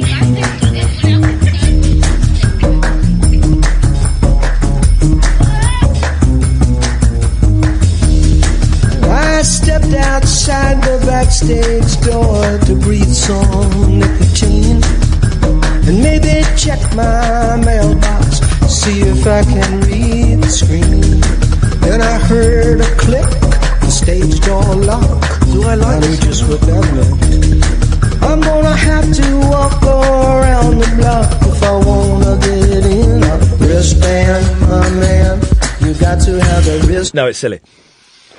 There we go. That's all right, Hang on, a bit more. If you don't have a wristband, my man, you don't get through the door. Wristband, my man. No, it's silly. No, it's all right. I mean, Hang on a second. You got to have a wristband. If you don't have a wristband, my man, you don't get through the door. No, it's silly. I have memories of listening to Graceland. Along with Graceland. I'm going to Graceland. I'm going to Graceland, and I'm going to Africa and steal the music in Graceland. I don't like Graceland. I do like Simon and Garfunkel. Man alive! I'll tell you what we'll do next week. And I was thinking about this actually, and we did this on 3 Counties, but we can do it again because hardly anyone was listening. I have got a recording, right?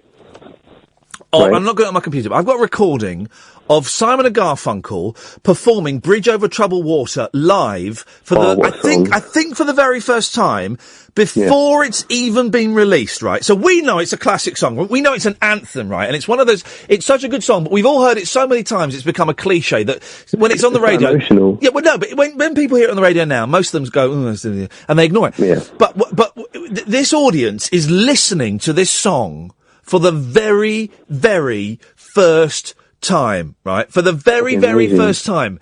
And you can feel the tension that they are aware, they are witnessing what will become a piece of musical history. So I might play that. I might play that next week, and we can examine the way I might play it after midnight. Actually, we can examine the way that we listen to music. Anyway, Sam, what you got? Right. Well, speaking about music, I know it's a really bad time to introduce the topic, but you might have already done this. But bands that are sort of gimmicky but are actually okay. Kiss. But for me, the Bloodhound Gang, or Bloodhound Gang. You and me, baby, we ain't nothing but mammals, so let's do it like we do on the Discovery Channel. No, sorry. But no, they have, all their songs are pretty kind of, not really, safe for radio. Yeah. Because they're really sort of, kinky, I guess. Yes, kinky songs. But I've got a few of them on my phone. I think they're a really good band.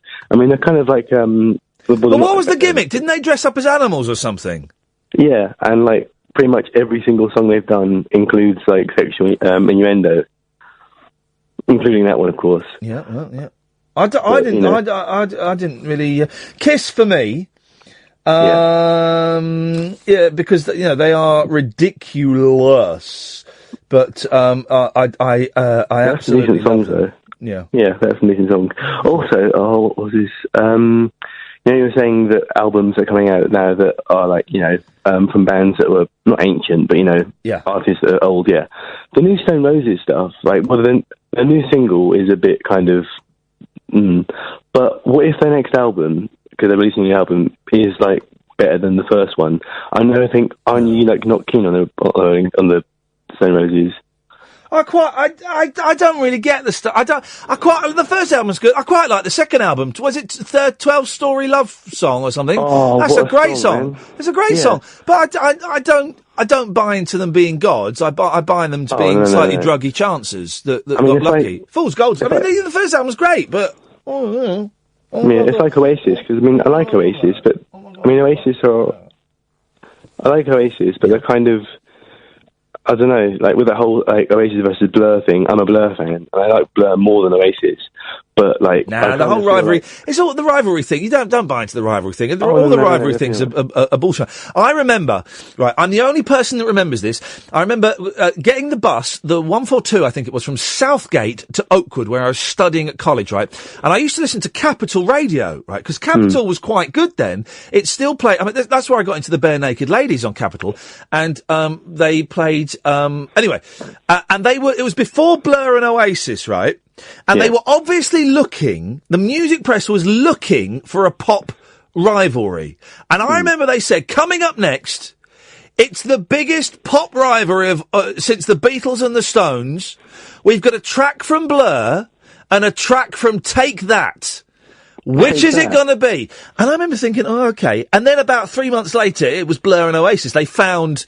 kind of the equivalent of Blur that they could do. It's all manufactured. All this rivalry stuff is manufactured. It's all bullshit. It's all bullshit. It's weird because obviously, I don't think wasn't it Girls and Boys, that song that was the song that was against whatever Boys' song was. Yeah, probably. I don't think the Girls and Boys. Obviously, it was at that current time, but I don't think that song is their best song. Oh, I know, and I will tell you what their best song is. Hang on a minute. This is Blur's best song by a country mile. Oh man. Here we go. Listen, this is the... She says there's ants in the carpet, dirty little monsters, ignore the monsters, picking up the rubbish, give her lessons, she needs a little snorkel, good morning TV, don't matter, where you say, once a day in the night, we do the same things, don't be well tonight, we do the jollies when we say goodnight, another century old, it's nothing special, says on the TV, dirty little tactics, love goes all day, when you get closer, 250, there's a I don't know the words, but Just on TV. Don't play job.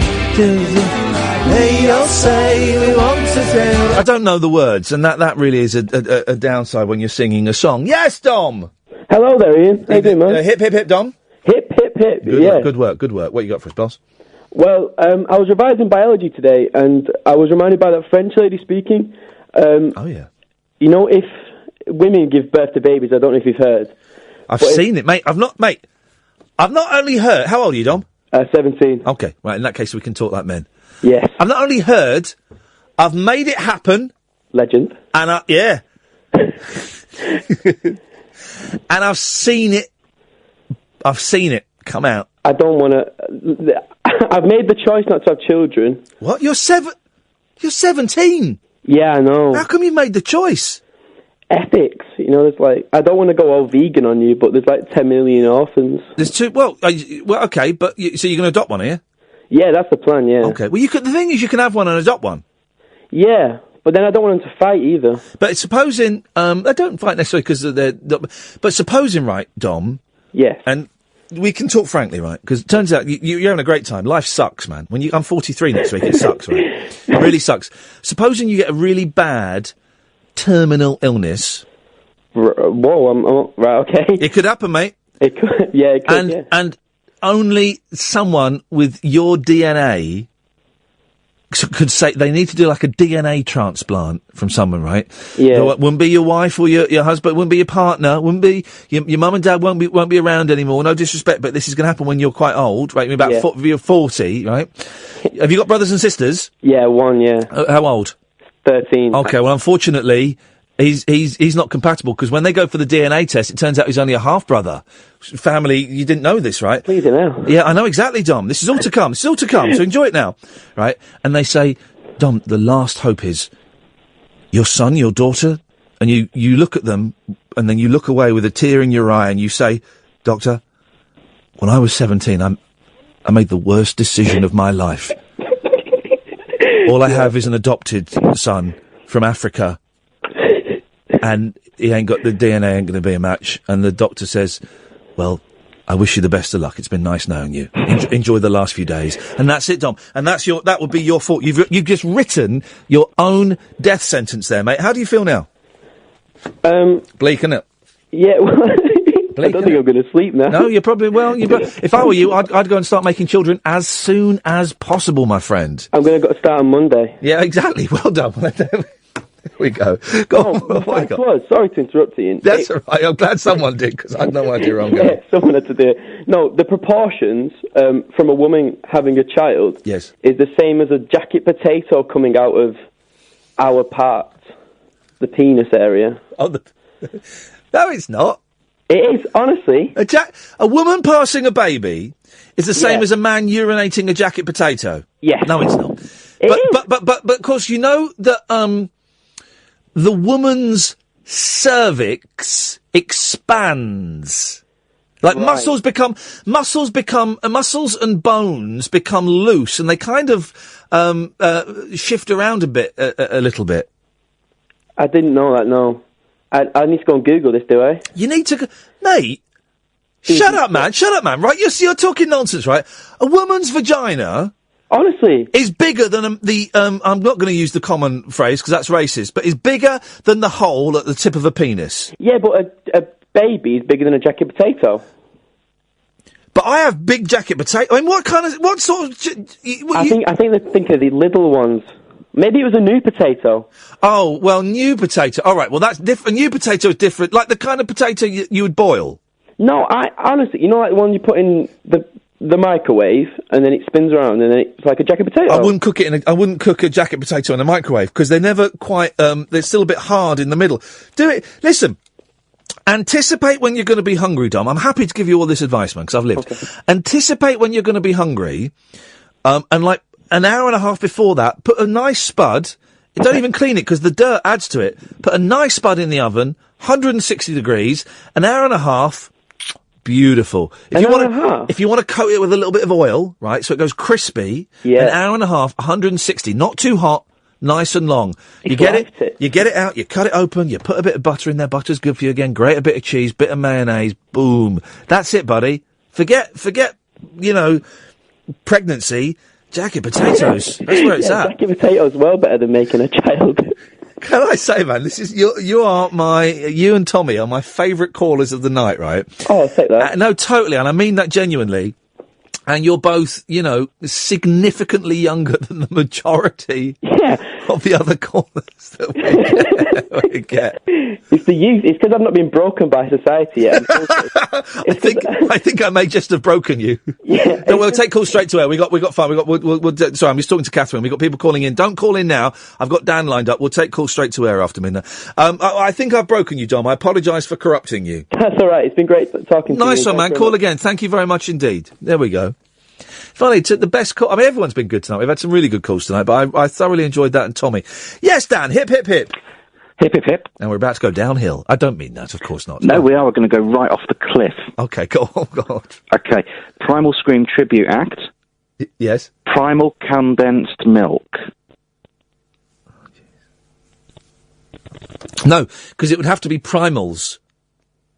Okay. Because then you're saying Primal's cream. I also thought of Primal's cream, yeah. Yeah, but it would have to be... Well, but you can't... If you're changing Scream to condensed milk...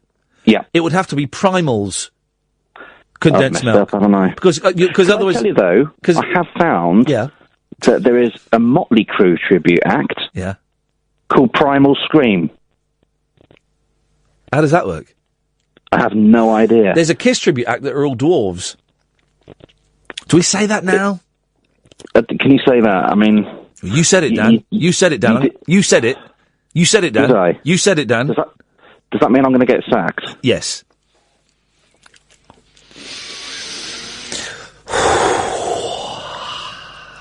That was 2 hours of radio. Another one to go. Talk Radio. All right, well, we've got the last hour of the show coming up. I'm going to turn the lights off in the studio and we take things down a gear or up several gears. I don't really know which. Calls straight to air. We won't call you back for the last hour. You can call in about anything you want, really, and talk about anything you want. You want to make silly noises, you can do that as well. I'll give you the number after the news. Don't phone now, because we won't be answering the phones. This is Iain Lee, and this is Talk Radio. Late night, Iain Lee on Talk Radio. We have ways of making you talk.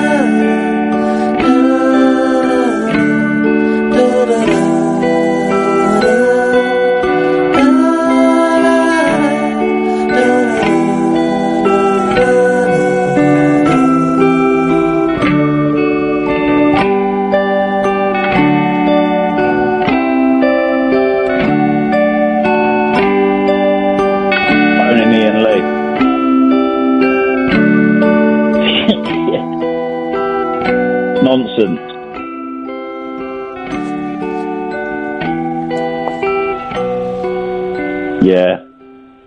Hello. Hello? Yeah. Is this the show? Oh, no, it's that quiet bit where you can hear people on the phone and he doesn't say anything. Yeah, I'm calling on behalf of Mr. Toffee Crunch. Aaron. Hello? Yeah, hello. Oh, hi. Yeah, I'm calling on behalf of Mr. Toffee Crunch. On behalf of who? Mr. Toffee Crunch, Aaron. I don't know him, I'm afraid. I don't know who you're talking about. Well, you obviously do. I obviously do. Because... Do I? He is the one who's making you famous. Wow, he's the one who's what? You need him to make your show. It's not my show. It is your show. I'm phoning in, like you. You're phoning in, I'm phoning in. It's not our show, is What do you mean you're phoning in? We're the callers. We're calling in. I'm not the callers. You're Ian, aren't you? No, I'm not Ian. No, mate. You got it all... Curry muncher. You got it a little bit back front there, mate.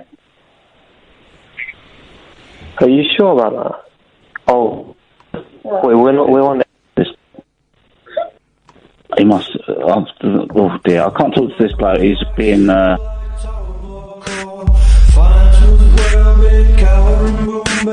Simple boy, simple girl, simple world, so landing down feet first, Smoky Joe, cheaper thirst, every backtrack aside, step a little further on the floor of the war for the more. She's a coward, she's a cheat, and she speaks. She's a coward, she's a cheat, and she speaks. My mother of earth, where are you when we need you? My mother of earth, where are you? I'm going to do this for Katia.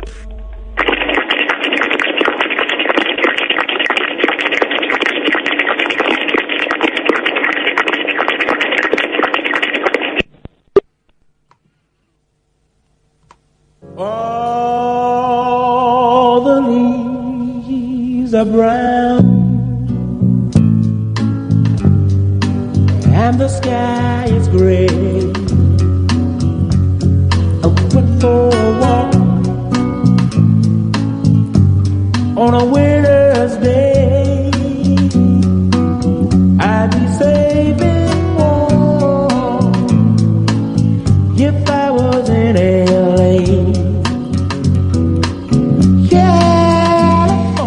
0844 499 1000. Not many rules.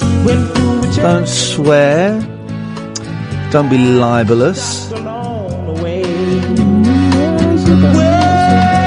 I got down on my bending knee and I began to pray.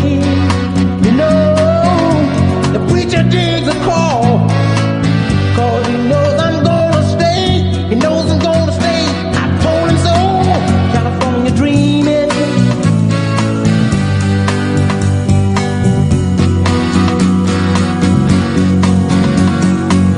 Oh,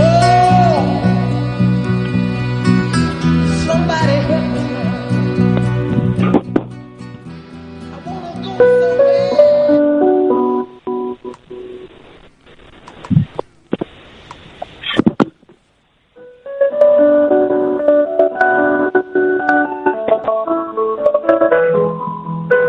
Hey there. Briggs in Watford here. Just wanted to say that laminating is awesome. I've got a nice A4 out, wrote some information on it, laminated the bejesus out of it, stuck it up on the wall. Awesome. See you later, Ian.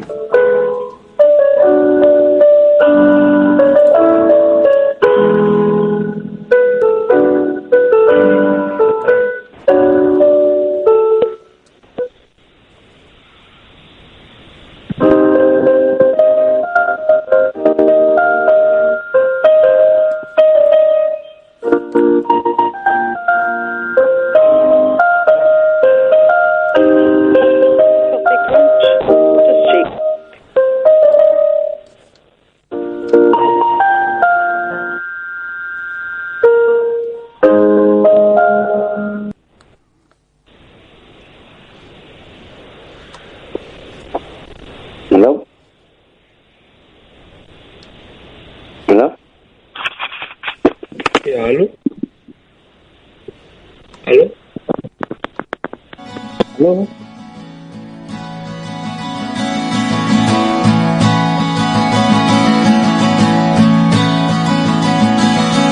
I stole a car just to get me away.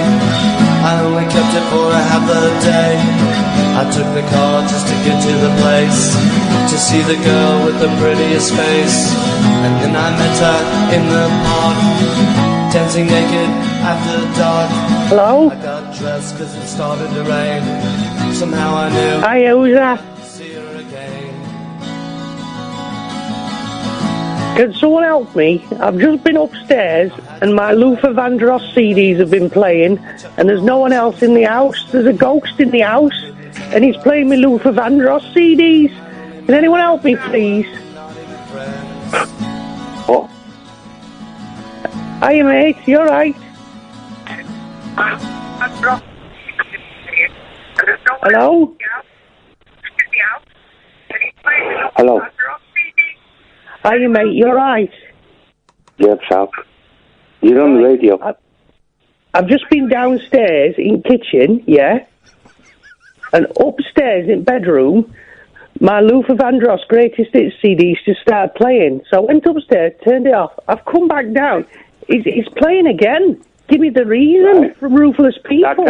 I can't believe that, no. I can't believe that. There's a ghost in my house, man. You do know that I am Iain Lee and I'm a celebrity. You're Iain Lee? Yeah, I'm a celebrity.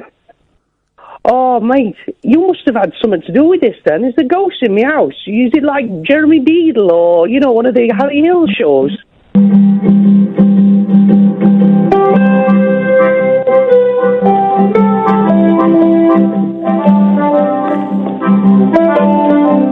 Hello? Iain! Iain! It's me, Bobby Bloody Giuseppe! Hey, Iain, are you there? It's me, Bobby Giuseppe. I've had a bloody unbelievable night. Bloody unbelievable night tonight. I can't bloody believe. I fell off the bloody stage, man. I can't believe it. I see this guy is rubbing the bloody ribs. Bloody rubbish, rubbing the ribs. I'm on the stage, I'm flipping the pizza. I'm pushing the pizza, flipping the pizza, rolling the pizza. I fell off of the bloody stage. So I'm lying on the floor. I'm lying on the bloody floor. Iain, can you hear me? I'm telling you. Lying on the bloody floor, and I can't bloody see. I can't bloody see nothing.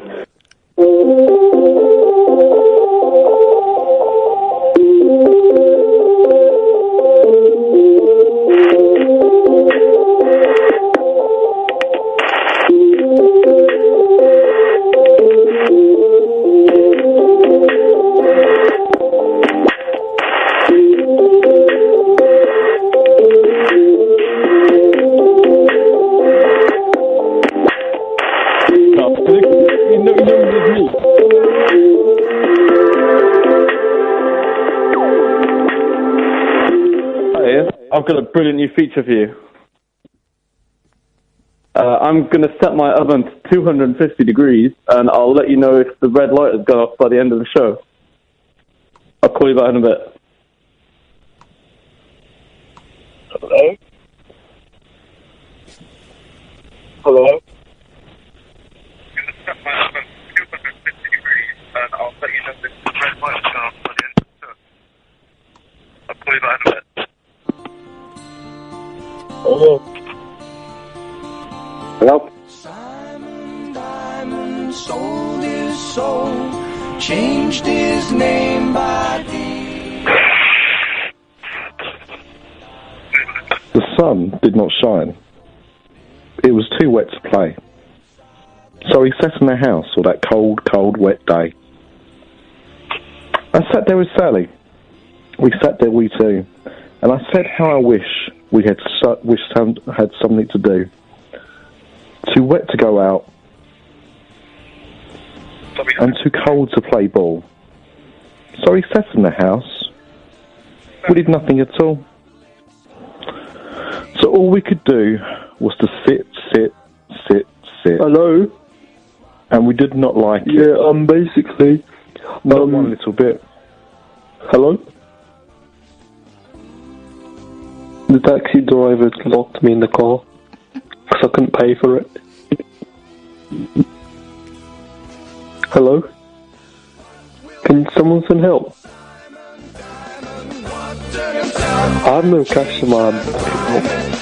Will become of Simon Diamond? Water himself can't change the climate.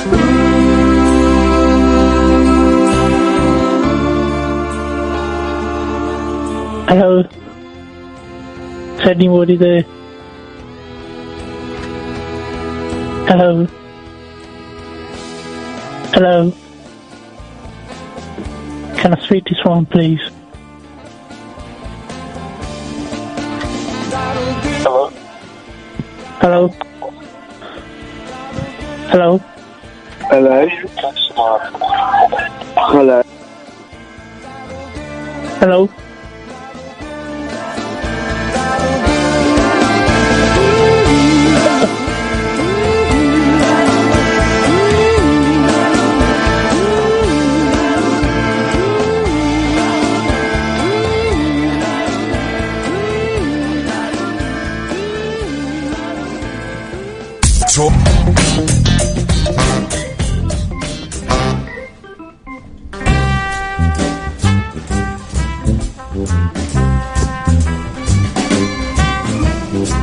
Yes?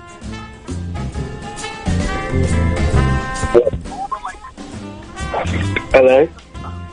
Hi, this is Talk Radio. Hi there, who's this? I'm alright, man. You want to What's speak to Ian? Yeah, please. Well, I'm the producer, so you're in a queue at the moment. Alright, cheers. What do you want to speak about? Anything. About what? Anything, man. Anything? Yeah, man, anything. Well, come on. I mean, I'm sure he wants to know what you want to talk about. Have you got any sort of subject in mind? Hi there. The monkeys. The monkey. He loves the monkeys. Do you want to sing? I thought love was only true in fairy tales. You could do the backing vocals. You know, I never rated the monkeys, man. Yeah. There were like 3 good songs, you know what I mean? There was the Chill Out Sleepy Jean, Hey Hey Did the Monkey, and the other one. There was I'm a Believer. Talk about.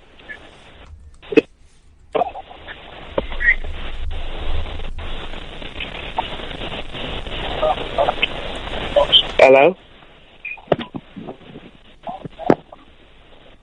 Hello?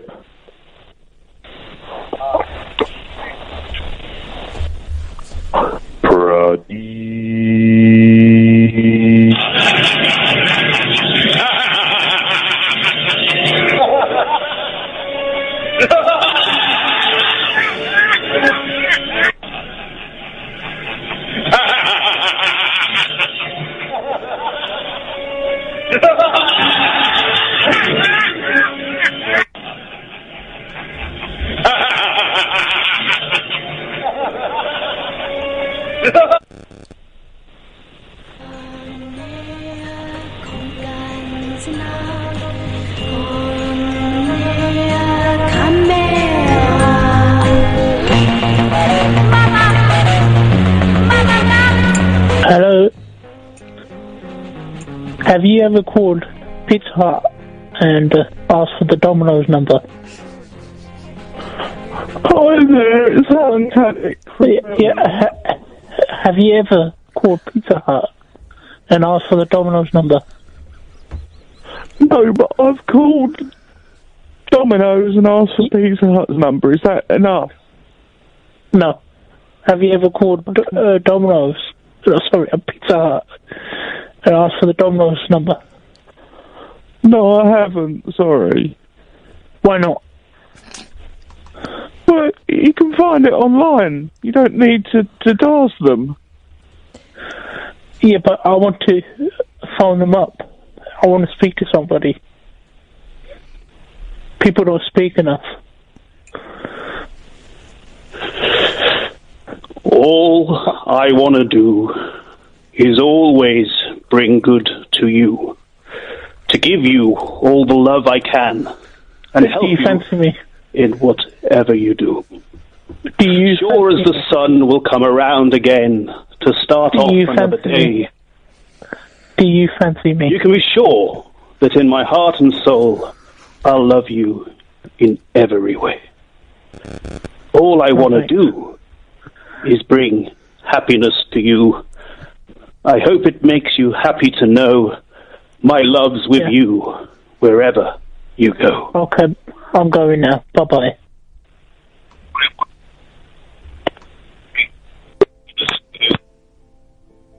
Hello?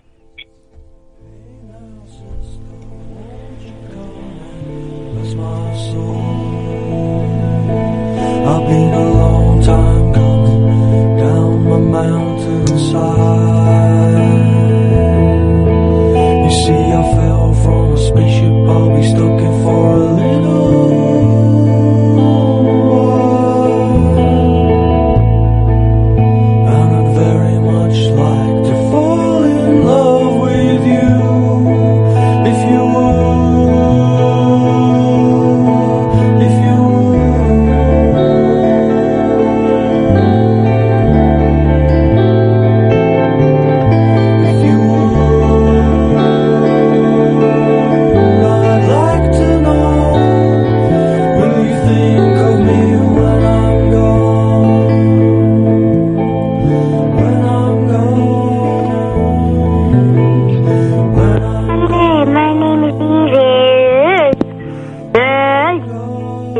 Go red at the top. No, I want to talk in this. I like spaghetti bolognese sometimes, yeah. It tastes quite nice. But I like sushi more, yeah. And, I also like the colour red, yeah. And the song Red and the album Red and, yeah, red. It's a good colour name wording. Yeah. Green as well is really good. Oh, are you chopping your head off, Dad? Oh, are you eating your finger? I don't know what he's doing, really. Crazy. See my head's in a vice and I don't know who I am in the morning. No, I don't. And when I wake in the morning and I look through my window, I see sun, sky, sand, sea. Would you fill your heart with me?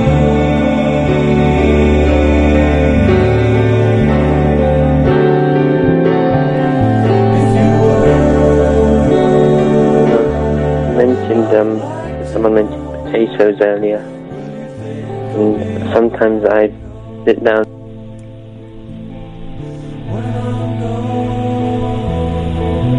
Here's some music I've been working on, Ian.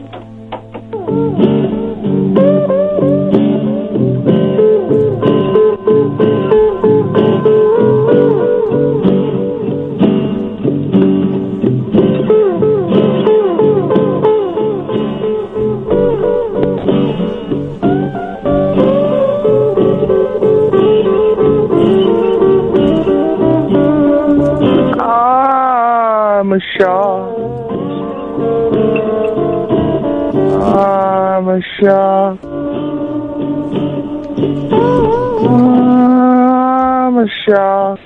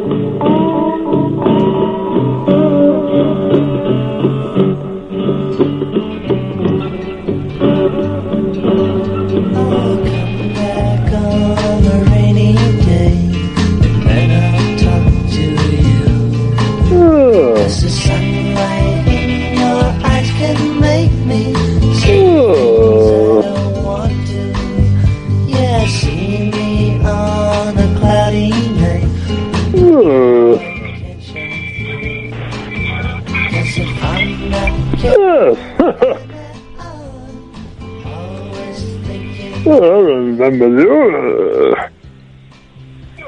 Who's that? Who are you?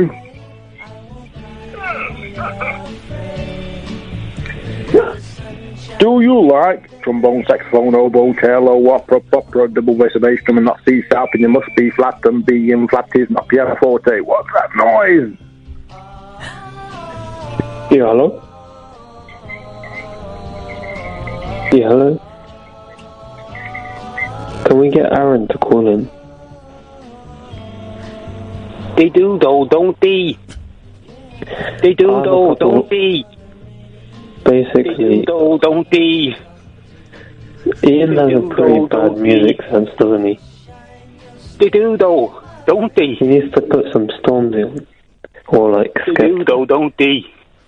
He needs to put Skepta Ghost on. playing CDs. They do though, don't they? What? Ghosts playing CDs. They do though, don't they? Give me my They do though, Dominoes. don't they? They do though. That's pretty don't harsh they? considering Muhammad Ali's on a life support machine right now. They do though, don't they? They He's do on though, life support right now.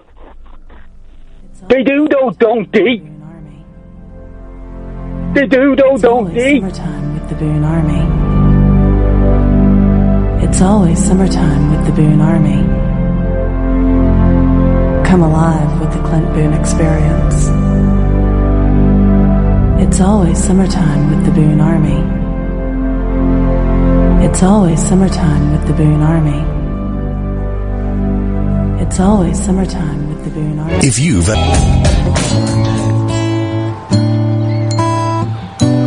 Are you smiling in the day? Are you smiling in the evening? Are you happy with the day? Are you smiling in the morning? Are you smiling in the day? Are you smiling? Hello. Hello. Hello, how are you?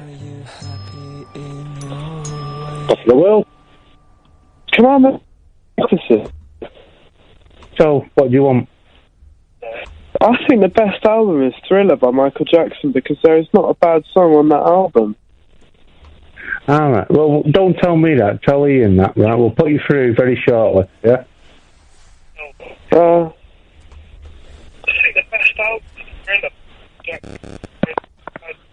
Just hang on. Just hang on the line, mate. Put you through very short.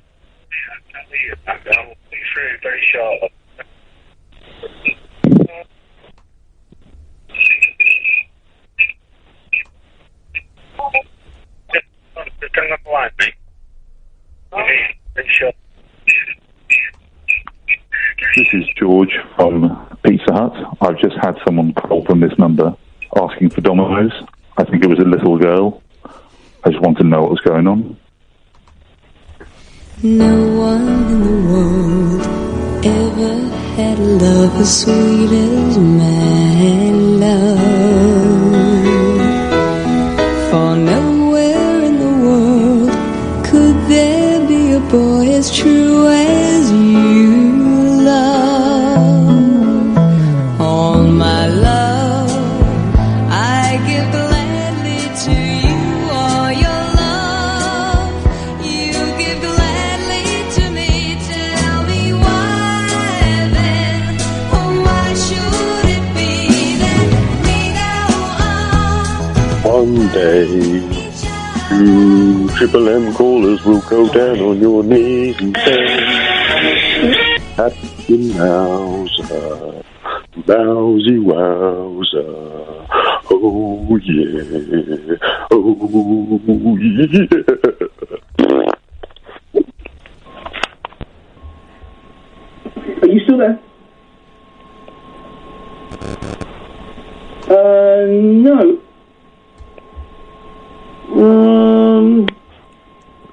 No, I don't think it is. Aaron, I don't know what you think you are. Are you allowed to swear in foreign languages? I like big butts and I cannot lie. You other brothers can't deny. When a girl walks in with an itty bitty waist and a round thing in your face, you get sprung, wanna pull up doves. You notice that butt was stuffed deep in the jeans she's wearing. Hooked and I can't stop staring. Ooh, babe, I wanna get with ya and take your pretty picture. My homeboys try to warn me, but that butt you got makes me so horny. You wanna scoot? Oh, I don't know the rest now. That's it. Why can't we stop hurting each other? Gotta stop hurting each other, making each other cry, breaking each other's heart, tearing each other apart. Can't we stop hurting each other? Gotta stop hurting each other, making each other cry, breaking each other's heart, tearing each other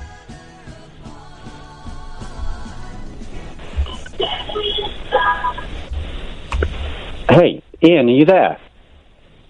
Yeah. Hey, who's that? How's it going? Is Ian talking to anyone tonight? I'm talking to Ian now, right now. Hey, that's not Ian. Who are you? Well, I think I am Ian. No. I think I've called at the wrong part of the night. I think I should have called earlier so I could have chatted to Ian. I think maybe you phoned like a takeaway place or something. I was just gonna say to him thank you very much because I've had a good week this week and his blog and stuff has helped me a lot. So I just wanted to say thank you to him. Why are you saying thank you to him when you're talking to me now? Do I sound different when I'm not on the radio? Or something? I don't know. You're talking to me now. You're actually on the air now. Are you watching us on Crisp? Are you watching on Periscope or anything like that? Because it's quite delayed on Periscope. I might sound different when I'm just talking to you now. So. Yo, it's Toffee Crisp. You want to hear some jokes?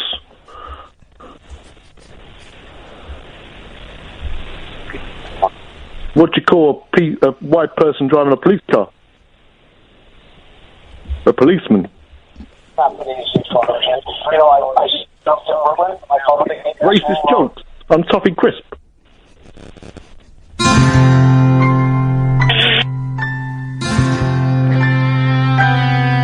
Wake up, put your shoes on, take a breath of the northern air, and rub those eyes, gently flit beneath the starry sky.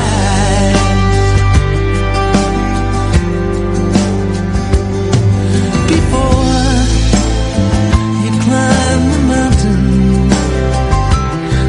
the foothills must appear. Step high and light. Yeah, take up your step in shining armor.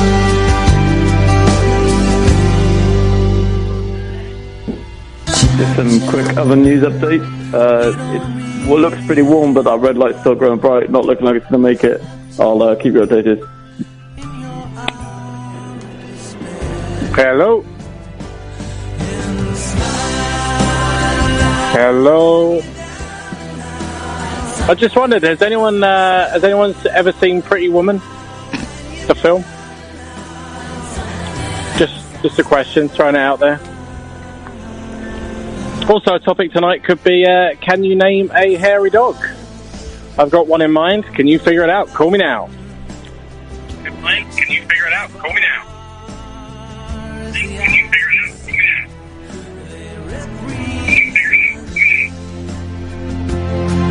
The souls of those like you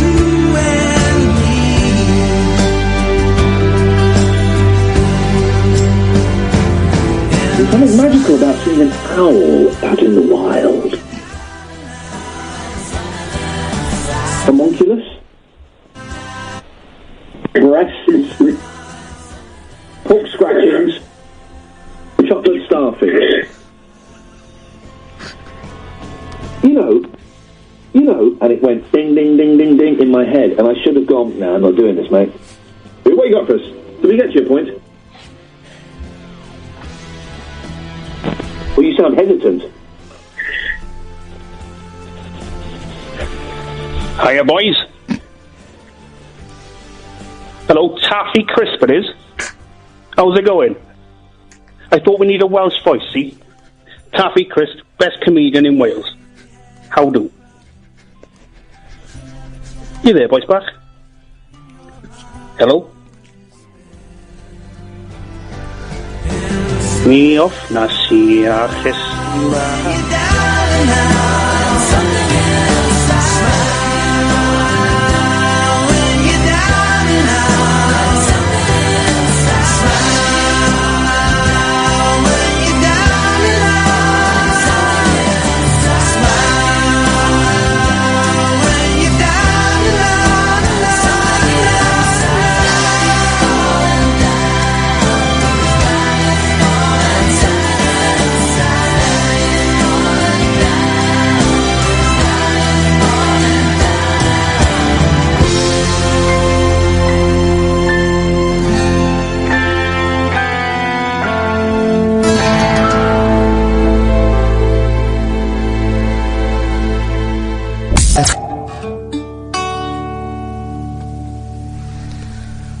Run, devil, run, devil, run, devil, run, run, devil, run, devil, run, devil.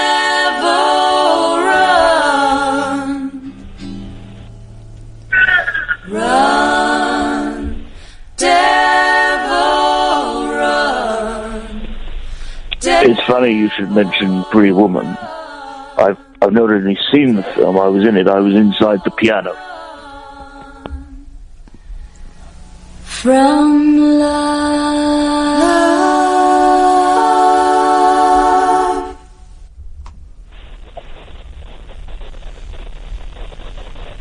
Hello.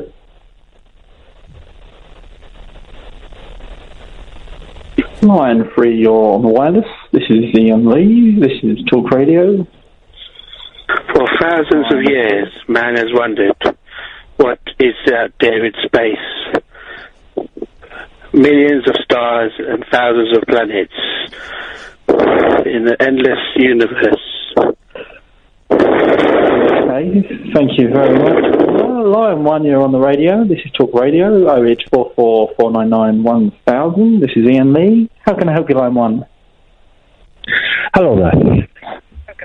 Hi there, you're through to Iain. How are you? How are you doing today? Not too bad. I've been using the done button a lot, but apart from that... I've got a question for you. Go for it. Okay. So, right, what occurs once a minute, twice a moment, and never has 1,000 years? I don't know. What appears once a minute, something can only appear 1,000 years. Let me say it again. What occurs once in a minute, twice in a moment, and never in 1,000 years? I wanna sleep.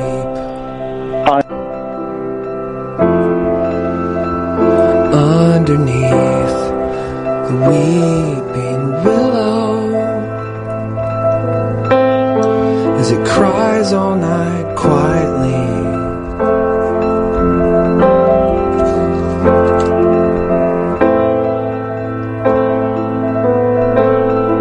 Its tears all around me.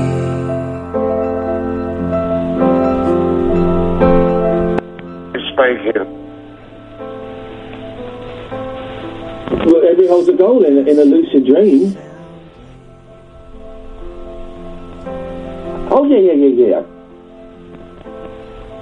Here we go. Or, okay.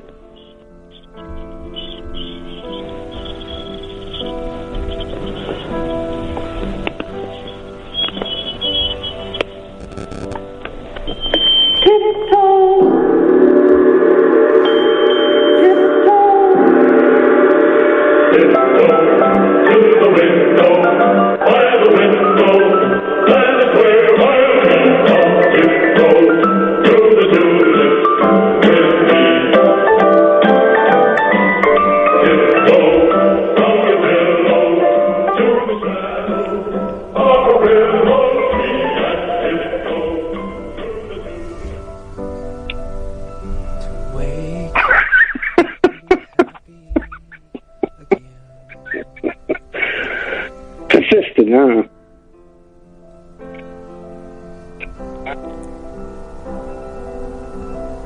So, have you got the answer?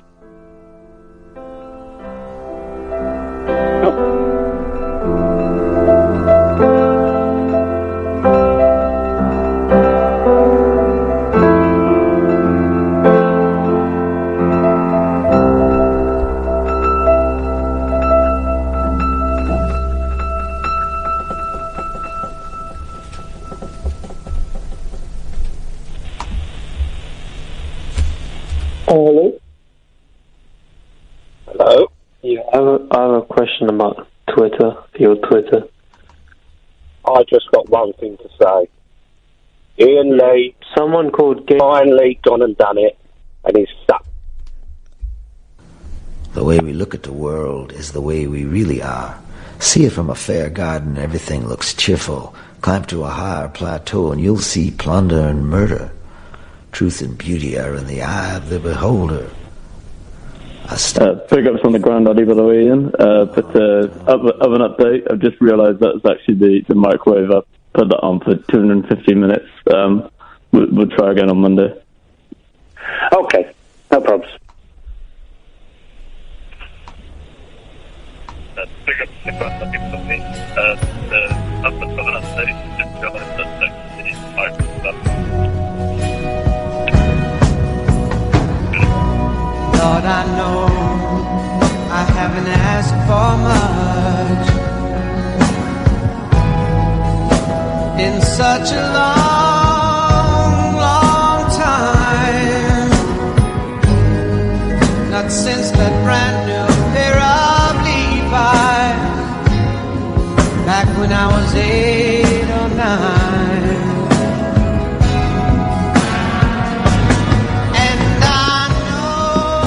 Are you still there? Say. Thank you very much. You would. That'd be great. Oh, hello. Who's this? Hello? Are you still there?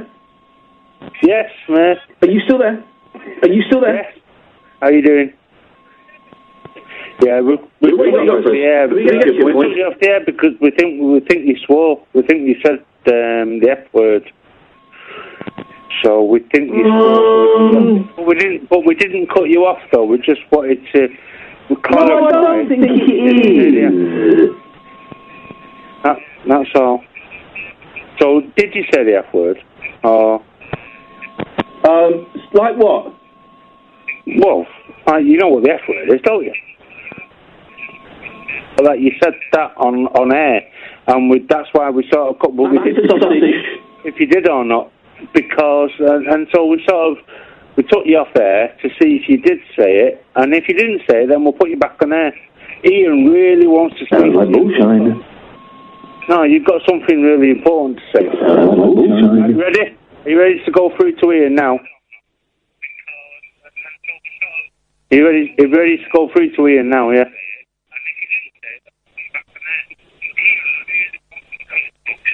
You ready?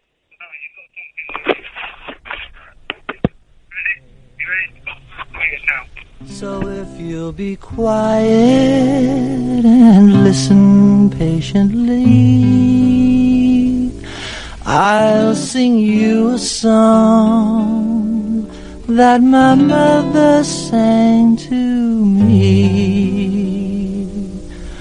Little cowboy, put your saddle in the barn, tie your horse up tight so we'll know no harm. Put your hat and your guns beside you on the chair. Don't forget you got to say a little prayer. Little cowboy, you better hit the Sandman Trail or you'll be late for round the time, you know. If you wanna be a cowboy, you better rest a while. Little cowboy baby of the old corral. Little cowboy baby of the old corral.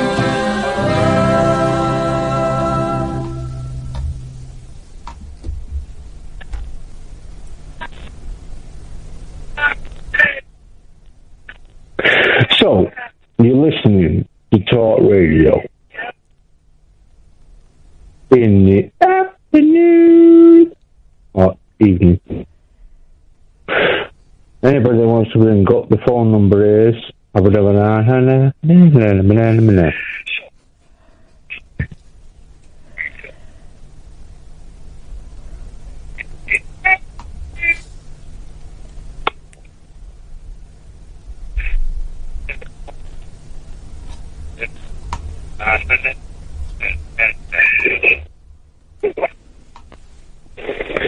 So, call in.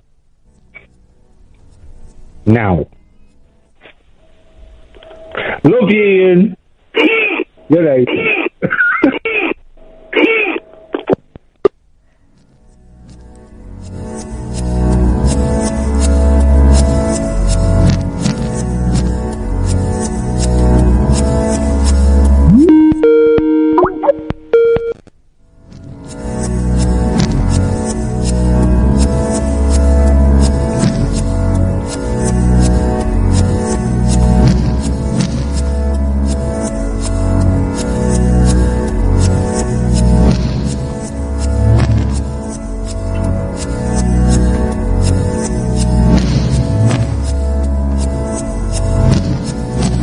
Been destroyed, so thank you for your concern, thank you for your help, but no assistance now required.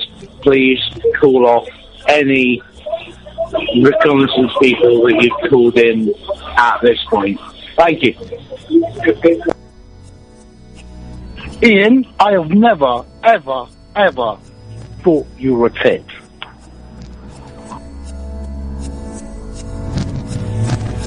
I think this is diabolical. What is going on? Stop this now and talk to me about roller derby. Absolutely, talk to me about roller derby.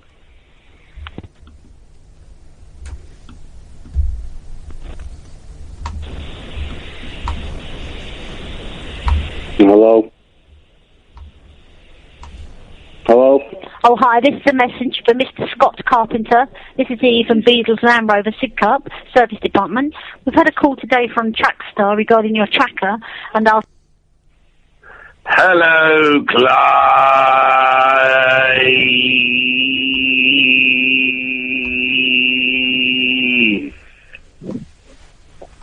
Hi, Ian.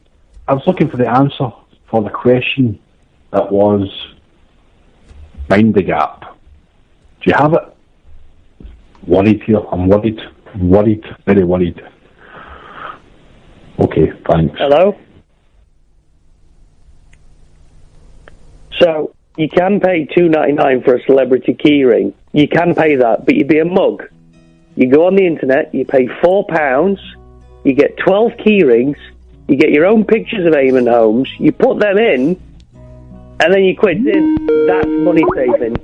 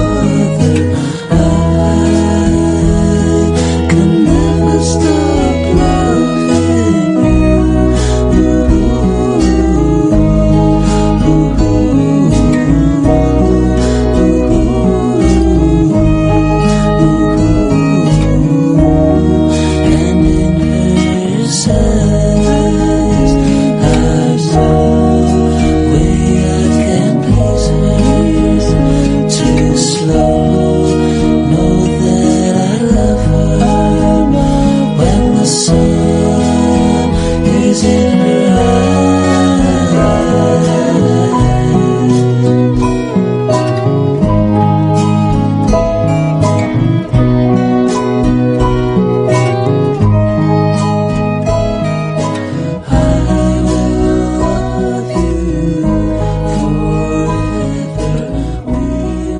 Radio.